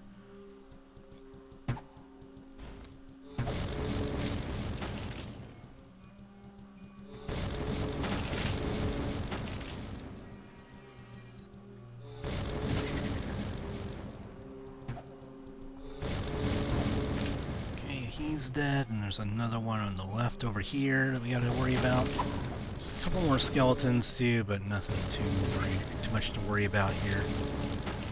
bone crushers, but they're not really that much of a threat. We can make quick work of the melee enemies here. That guy. Him.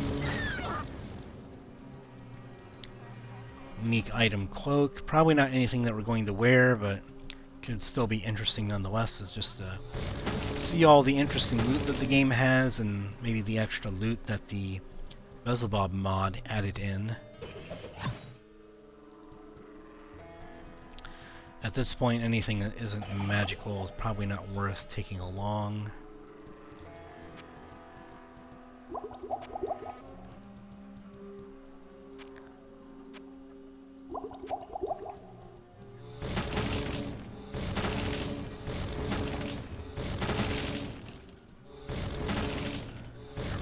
Let's open these up from the safe distance. Probably not mana efficient, but I don't really worry about that. I don't care, I just make up my own rules here. If I want to go ahead and shoot open barrels of lightning, I can very well do that. I'm not hurting anybody. It's a free country, or in Diablo, it's a free region, free kingdom. Okay, so we have this room taken care of, I guess. I think we'll go this way, and then there's a down here on the mini-map, I think there's a lore book for us to look at too, so we want to make sure to go back there. I think it was over here in this little area, so we'll go back over there in a minute once we're done finding the waypoint for ourselves that we gotta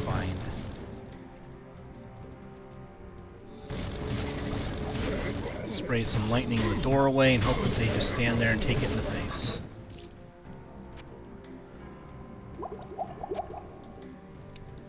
And why not? Let's heal up just a little bit. Better to play it safe than be sorry later when you get your face kicked in with a really strong creature like that one.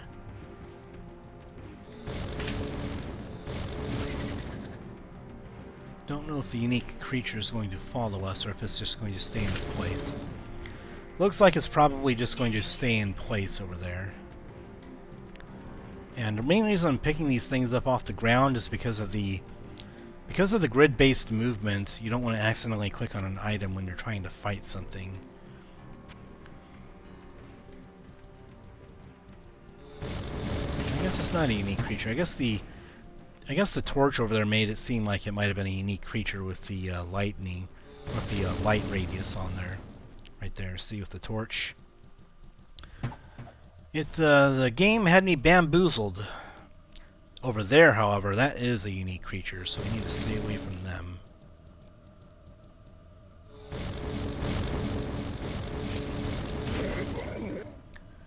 And are they coming? I don't know yet. There it is, Plague Brow. Welcome to my domain.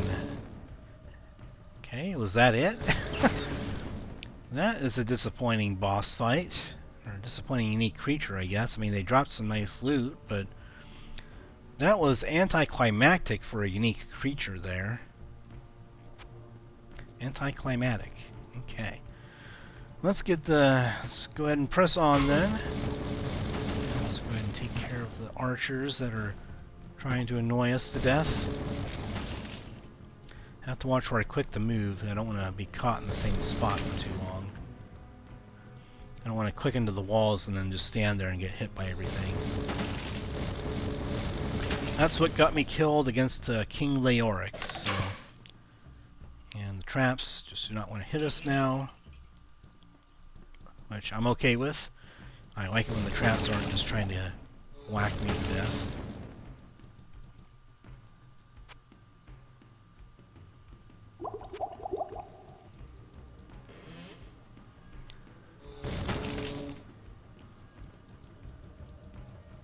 And I guess there's a chest over there.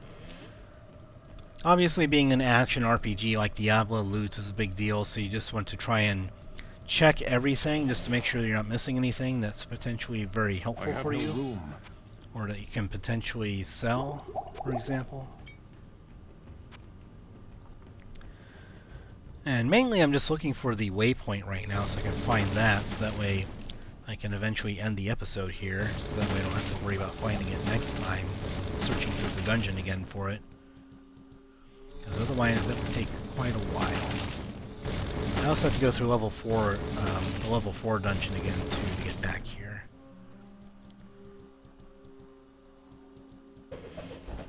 And nothing special there. And that's not very special either. I mean, I guess I didn't explore all the way down here. Is there anything down here? No, there isn't. Okay. I'm a completionist. I like, you know, going through all the areas, exploring every nook and cranny just to make sure I didn't miss anything. And also, I'm a bit of a hoarder.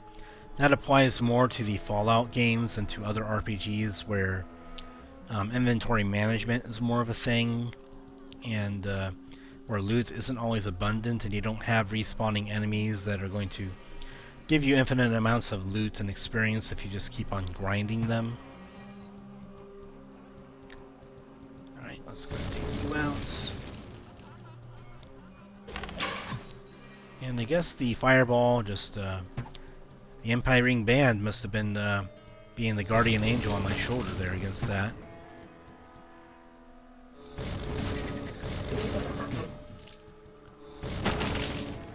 So far, we haven't really met anything that's a match for a lightning spell yet.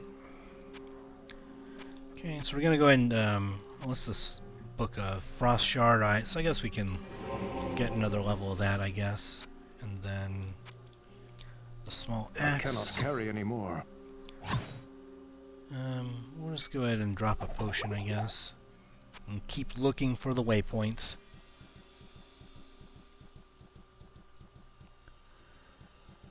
Okay, so I guess there's a door over there on the mini-map that we can explore a little bit more. There should be either a waypoint or a route directly up to town that we can find somewhere around here. Usually the first level of every theme of the dungeon ends up having a directly to town type staircase.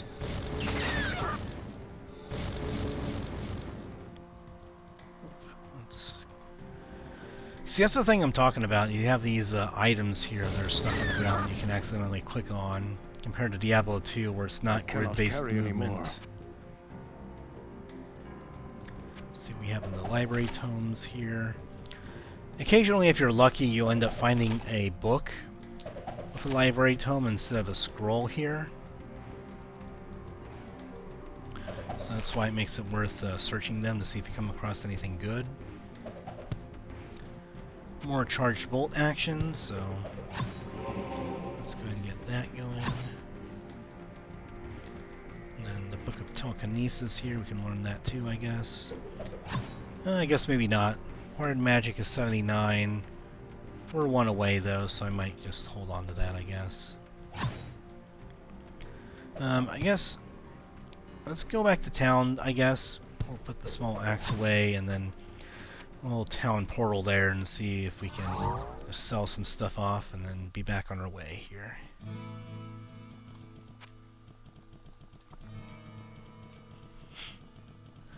Alright, we're just going to rush through identifying these things instead of taking forever. Stay a while and listen.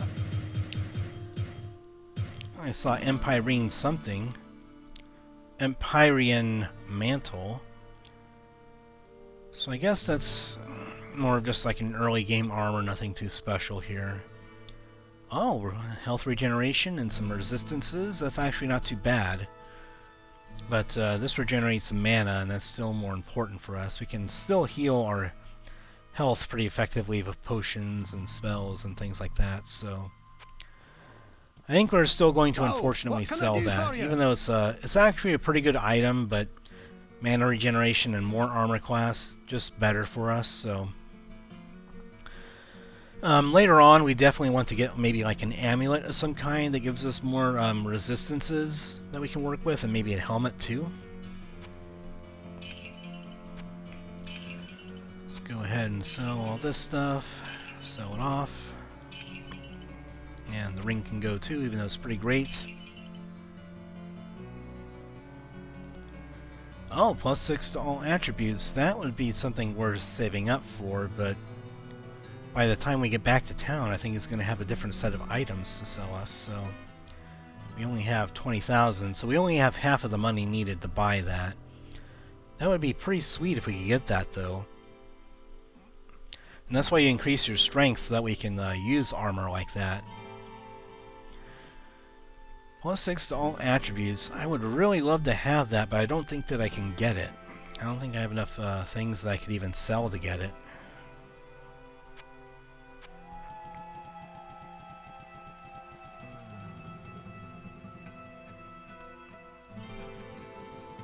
What ails you, my friend? Well, thankfully nothing ails me right now. I have a pretty good situation going for myself, so I think it's been going pretty smooth in this episode so far, aside from the viper, or the worm, I guess, that almost killed me in one go. I sense a soul in search of answers. Indeed you do. Let's go and get rid of 1 health and 1 mana potion. I don't know, I guess I don't really need the Book of Telekinesis, so I guess I'll just sell it.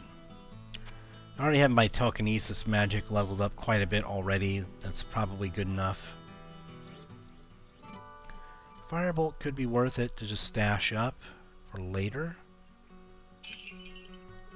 Holy Bolt similarly, if we encounter undead that's immune to fire and all that stuff, then maybe that's going to be good for us, so. We need quite a bit of magic skill to level up Firebolt again, but we have a stash in this game now that we can just stuff the spellbook into. The only reason that I sold the telekinesis book is because we just don't really need it at all. Like, there just isn't any need for it, so. And then we'll just go ahead and put this in our stash here.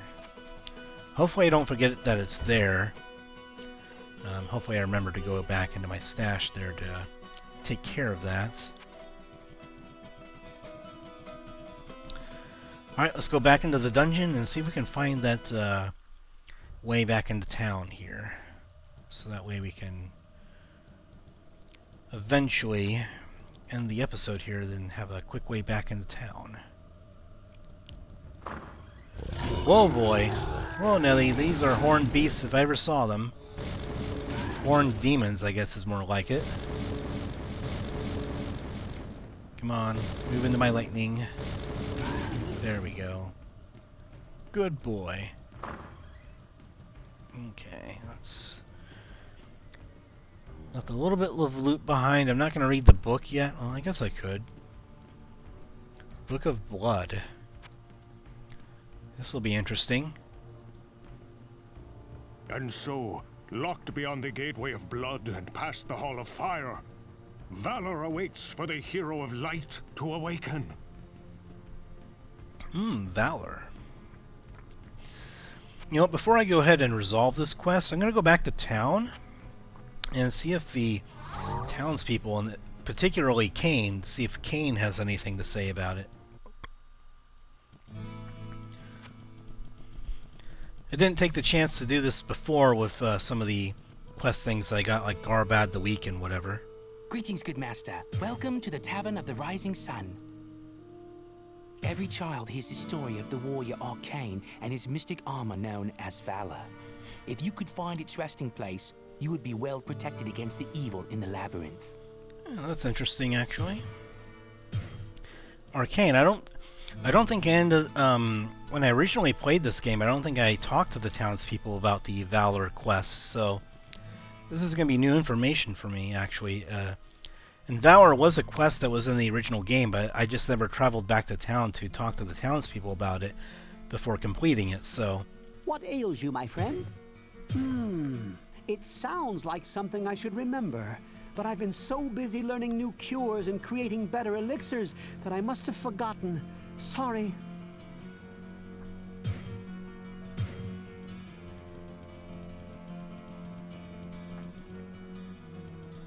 Good day. How may I serve? The story of the magic armor called Valor is something I often heard the boys talk about. You would better ask one of the men in the village. Alright then. Point taken. Hey, Wirt, you know anything about Valor, you greedy bastard, you? Psst. Over here. You intend to find the armor known as Valor? No one has ever figured out where Arkaine stashed the stuff. And if my contacts couldn't find it, I seriously doubt you ever will either. Well, believe it. I found a book that says that Valor is right around the corner, my friends, so... One little tidbit that I noticed with the mod Over here. is that the price for taking a look at what he has, I think, rises with your character level. So the higher in level that you get, the higher that the cost for looking at his item will go as well. In the original game, I believe it just stuck at 50 gold, no matter how high level that you got. So early in the game, it was kind of pointless to look at it because it's just too much gold of an investment for you.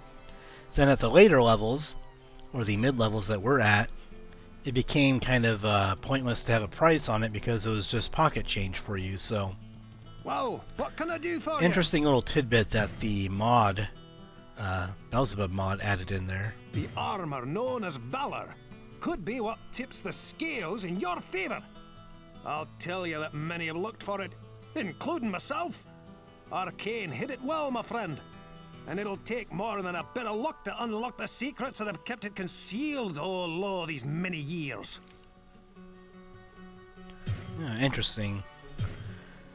I'm not exactly sure who Arkaine is. I don't know if he's relevant in Diablo lore, but it sounds like he's a somewhat important figure here that had some pretty good gear on him, I guess, before he left the mortal realm, I guess.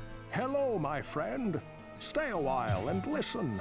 The Gateway of Blood and the Halls of Fire are landmarks of mystic origin.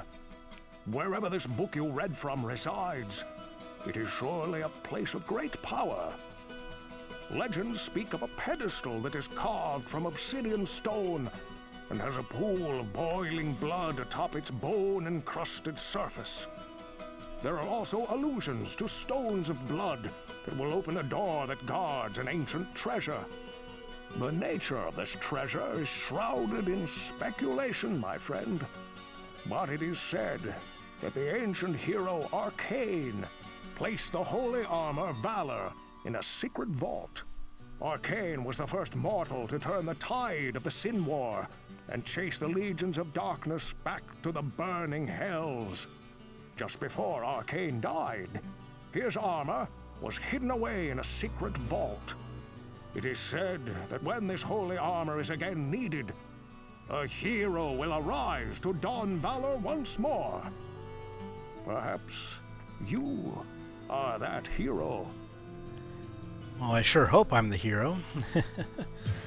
I like to think of myself as a hero, but you know, sometimes you're just a hero when you're needed, I guess. So, and other times you're just a man who wants to live his life and be happy. So. Can't a fellow drink in peace?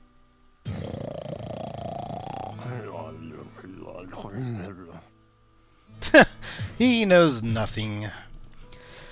Our dear friend Farnham knows nothing about Valor, I guess, so we'll just go ahead and leave him alone. Tales of Valor, I guess, just put him to sleep, so... I sense a soul in search of answers. Should you find these stones of blood, use them carefully.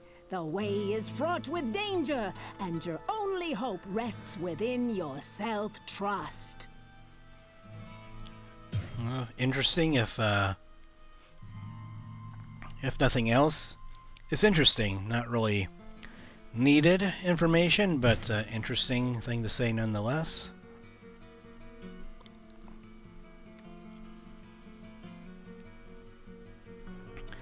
Sadly, we haven't really encountered any interesting staffs in her store for a while. We don't really need any of those spell books right now, so we'll pass up on those.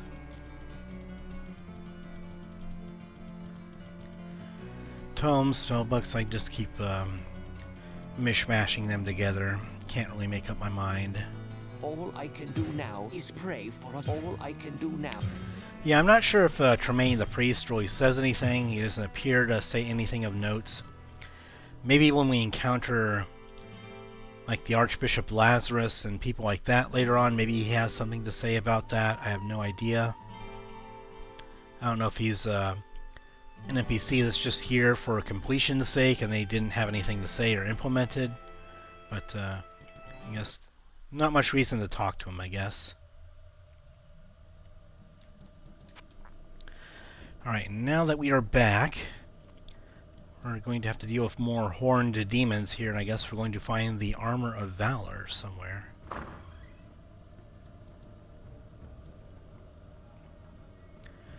We have a blood pedestal here, and a bloodstone.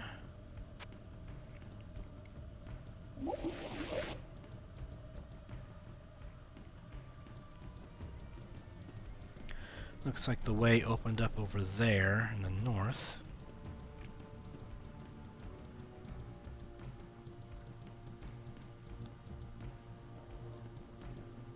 Oh, there they are. Let's just go and back away for a moment and then smash them with some lightning. If they will ever come out.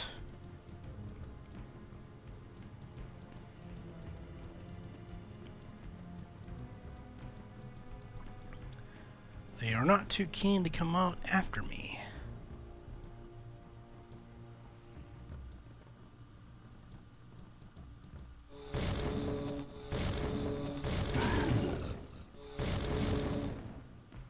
There we go.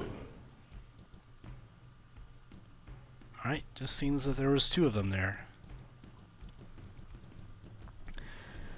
Alright, so I assume that we just go ahead and put this on that blood pedestal over there and we open up another area. And then maybe we find another little blood token thing here, bloodstone. We find another bloodstone, we put them on the blood pedestal, and then we find out more secrets here, more areas. Then eventually we find the secret area that Valor is at, that Arkaine hid away. Seems to be a great mortal that once existed, so I don't know much about Arkaine as far as the lore goes, but seems to be a mortal of great power once upon a time. We have another bloodstone in here. Nothing else of note in there. Just a couple of horned demons to go ahead and make quick work of, and then continue on. And then I guess this oddly shaped like a cross area on the mini-map here is going to be opened up from this direction when we put in this final bloodstone here. There it is. And looks like we have... Whoa! Now this is new. I do not remember this being a thing in the original game. To fight an actual human-type enemy here. So I guess you have to fight a hero to become a hero, I guess, or something like that. Are they? No, I guess they're not resistant to lightning, so we can try to pound them, I guess, with lightning here. And there we go. So I guess we get to take their gear for ourselves. Yeah, so that was something new that the original game did not have. If I remember correctly, the original game just had you fighting lots of the horned demons and stuff like that for that quest. But this one, it seems to restore a boss fight that maybe was originally intended for it that they didn't implement. So that's definitely something that's new.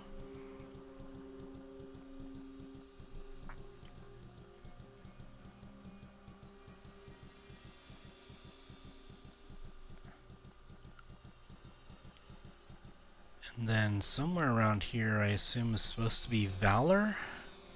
Somewhere. I mean, unless it dropped off of the body there.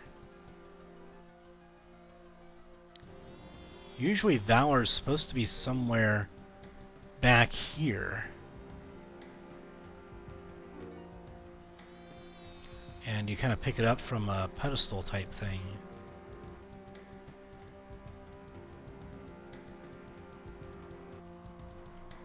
I don't know, maybe it was on the hero and we have to pixel hunt to find it.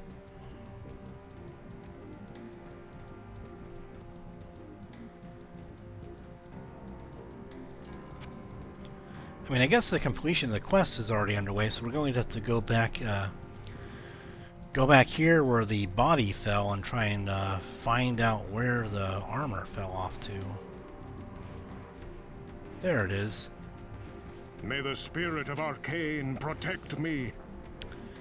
Alright, so I finally found it. I was looking in the pixel hunting in the wrong place, and that's definitely an improvement that Diablo 2 makes over the original game, that you use the, I think you use the tab key or the alt key or whatever to highlight things on the ground, so that way you can see where things are and what you can want to pick up and what you don't. So yeah, we're going to go ahead and just go straight back to town here first and identify this armor so we can show you guys what it does.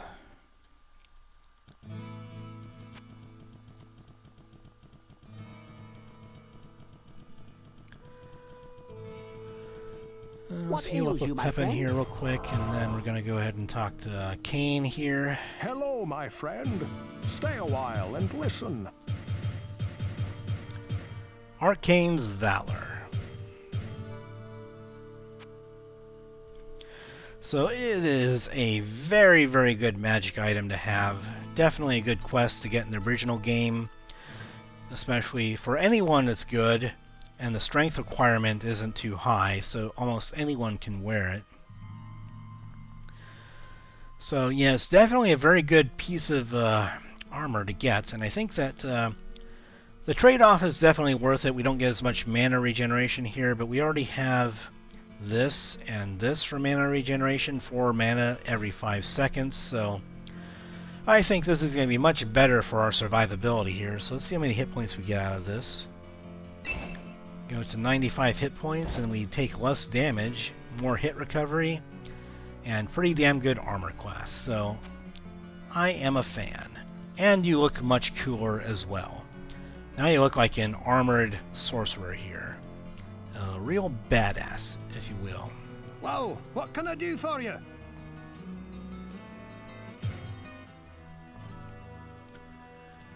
And let's get rid of these items I'm not going to ever use. What does this do? So it's a basic spiked club, nothing special there. Steals mana, that could be interesting, but isn't really interesting for this particular game, just because you don't really want to be in melee if you're a sorcerer, so just not really something that's viable in this game. So if you want to be like a spell sword or something like that, you generally have to just play a different game for that. This game doesn't really, Diablo 1 anyway, doesn't really support that kind of character. What ails you, my friend? So now we have a nice badass suit of armor that makes our character sprite look pretty badass himself, so, and kind of is a nice representation of, I guess it can definitely be an armor that you can wear throughout the rest of the game if you want. I sense a soul in search of answers. Get rid of 1 potion. But yeah, the armor is definitely good enough to where you can ride the entire rest of the game with this and you'll be just fine. Nothing too special here.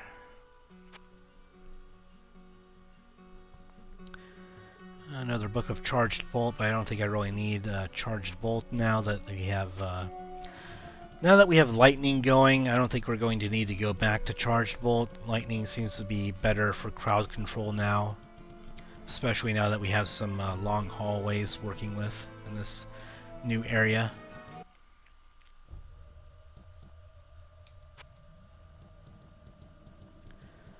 Alright, now that we've got that taken care of, let's see if we can find the way back up to town here so we can get the episode on and done with. I cannot get there from here.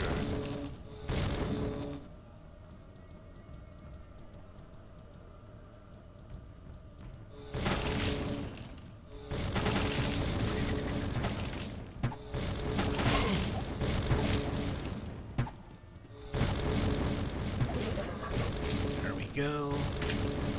Quick work of these foolish enemies, foolish undead and demons, and we got another level, so let's go ahead and increase our magic as much as we can now, so that way we can level up our spells better.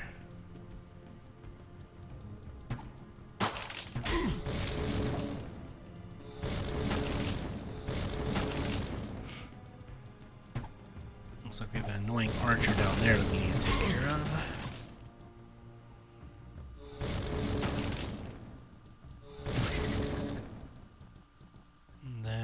Let's see, healing potion. You know, there's supposed to be some kind of staircase that leads up to town here in this first area of this area of the dungeon, the theme here.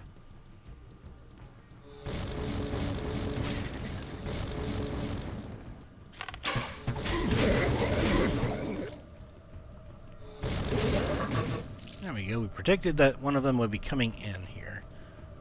Or coming out, I guess. Maybe a more accurate way of putting it. Coming through the door. Another level up on Holy Bolt there. So again, if we encounter strong undead later, then maybe you can make use of that.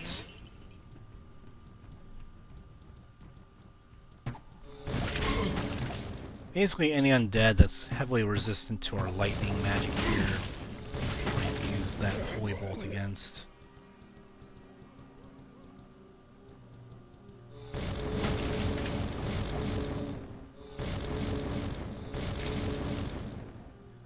Okay. Nothing too threatening over here. We have some unique creatures over here, but they just went down like a sack of bricks, so lightning bolt really made quick work of them. Alright, that's nice that our spells are so effective now that we can take care of even the unique creatures fairly well now.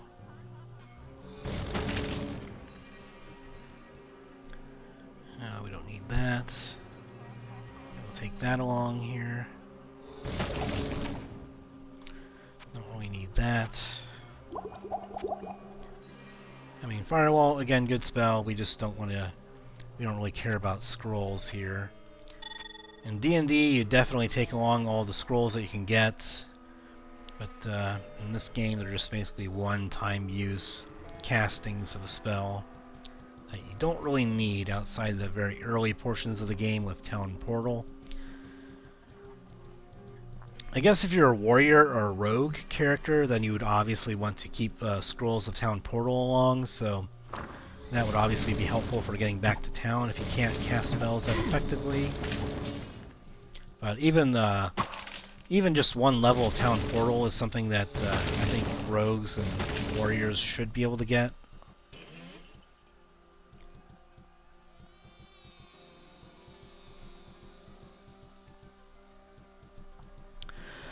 So we've explored most of the dungeon here, and we still have not found the staircase up to town that we should be able to find.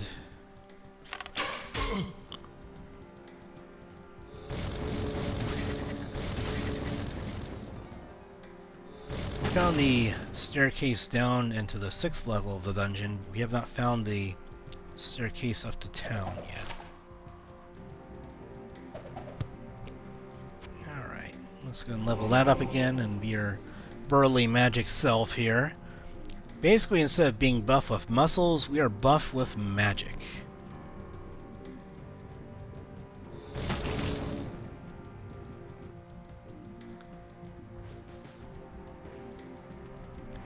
Alright, there it is. That's the staircase up to town that I was looking for. So once we go ahead and unlock that, then we can have a semi-waypoint there when we restart, when we deal with the Let's Play next episode. So we'll be able to take that staircase down into the dungeon here, and then return to where we left off, essentially. Oh, we want to get way far away from that guy. There we go. Whew. Yeah, whenever you see a unique creature like that, you definitely want to try and stay away from them if you're not a warrior, at all costs.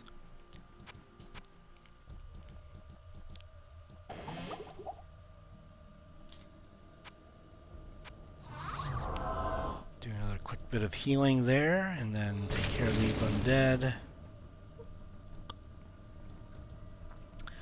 Yeah, most of the enemies here, they just, compared to the spell levels that we have, they're not very tough. And I think that's partly a side effect of the mod, having the respawning enemies so we can level up faster as we replay through some areas here. And that just comes with the territory of respawning enemies of these areas that the game was not originally designed for. And that also means that we grind out more gold. That means we can afford more spell books, and then we find more spell books in these areas that we replay a little bit. And then we level up our spells more, and they're more effective. And we find like lightning spell books here to level up that. And so because of that, I think that we're stronger maybe than the game would originally intend for us to be at this point. At least that's what I can infer, because we're really making quick work of all these enemies right now. And we're just really tearing through them. Looks like there's a unique creature over here. So yeah, I might want to go ahead and go up on mana here. I don't know if he wants to tango with us. He does. And he is super fast. My gosh, they are moving super fast. I'm glad that we can deal with them very fast, because otherwise that would have been a problem. A big one.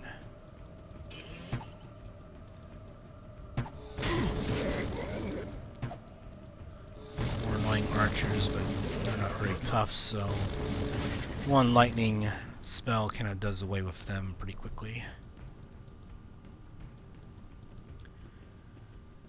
Okay. Let's go and restore a bit of mana there, just free.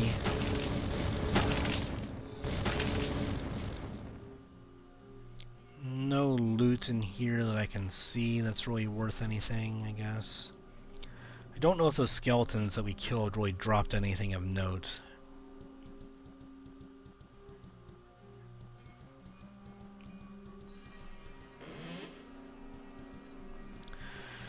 We have some healing potions in there, I guess, but we don't really need any healing potions right now. Having 5 is basically... yeah, we have several healing potions there. But yeah, having 4 there and then a couple here is basically enough. Now it's time to go back to the staircase area up to town and activate that. And then I believe once that's activated, it should basically serve as a sort of waypoint for us. Okay, we have barrels and stuff over here.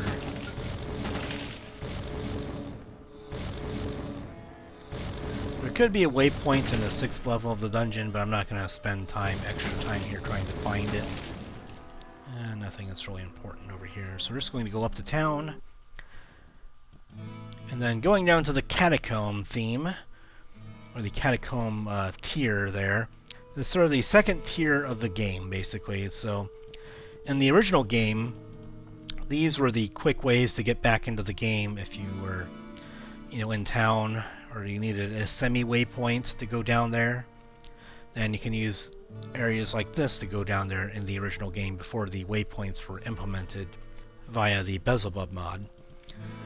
So I think that's going to do it for me today, and I hope that everyone had a great start to the new year, and that your New Year's resolutions are very, very good, and that they will come to fruition at some point. And hopefully you also had a great holiday break with Christmas and New Year's, and for me, it was also my birthday over the holiday break. I turned the big 3-3. 33 years and still feeling way too young, so... But I enjoy video games all the same, and I hope everyone else does for hopefully a very long time of their lives, as much as I have. So I hope you all join me next time for this Let's Play of Diablo 2. We have no outstanding quests to start the next episode, but we were able to go ahead and take care of a couple of things today. We took care of the worm infestation down in the infested cellar. Definitely, it's a new quest that was introduced in the Belzebub HD mod with the restored content. And then we were also to go ahead and we took care of the magic stone and got the Empyrean band as a nice unique item. So that's going to definitely help us. I guess we'll identify these amulets while I'm talking for the end of the episode here. Stay a while and listen. And then we were able to go ahead and deal with, along with the magic stone, we also dealt with Valor. Apparently there's an old mortal named Arkaine that was a very powerful mortal, and he left behind a very great suit of armor and hid it away with an old, I guess, representation of a hero, and so you had to fight a hero to kind of become the hero that wears Valor. And so, doing that, we got Arkaine's Valor, the armor, and that's going to hopefully help us take care of things in the future as far as dealing with the evils of hell and the sort of undead army that we've braced against for quite a while now. And then we'll go and get rid of one healing potion. I guess not. Okay. But yeah, so Arkaine's Valor is a very good suit of armor, and it shall suit me very well. I accidentally drank a potion there. I didn't mean to. I accidentally right-clicked. I done goofed, but I have plenty of potions here, so I'll be okay. But anyway, I thank all of you for joining me, and so join me next time as we go into, hopefully, level 6 of the dungeon and clear out more of the depths of the dungeon beneath the cathedral and the catacomb areas. And hopefully there's going to be more exciting things in store, more things to do, more spells to learn, and more things to talk to Kain about, I imagine, as far as lore bits that we encounter. So hope you all had a great New Year. Hope you all have a great evening and a great rest of your weekend. And as always, take care.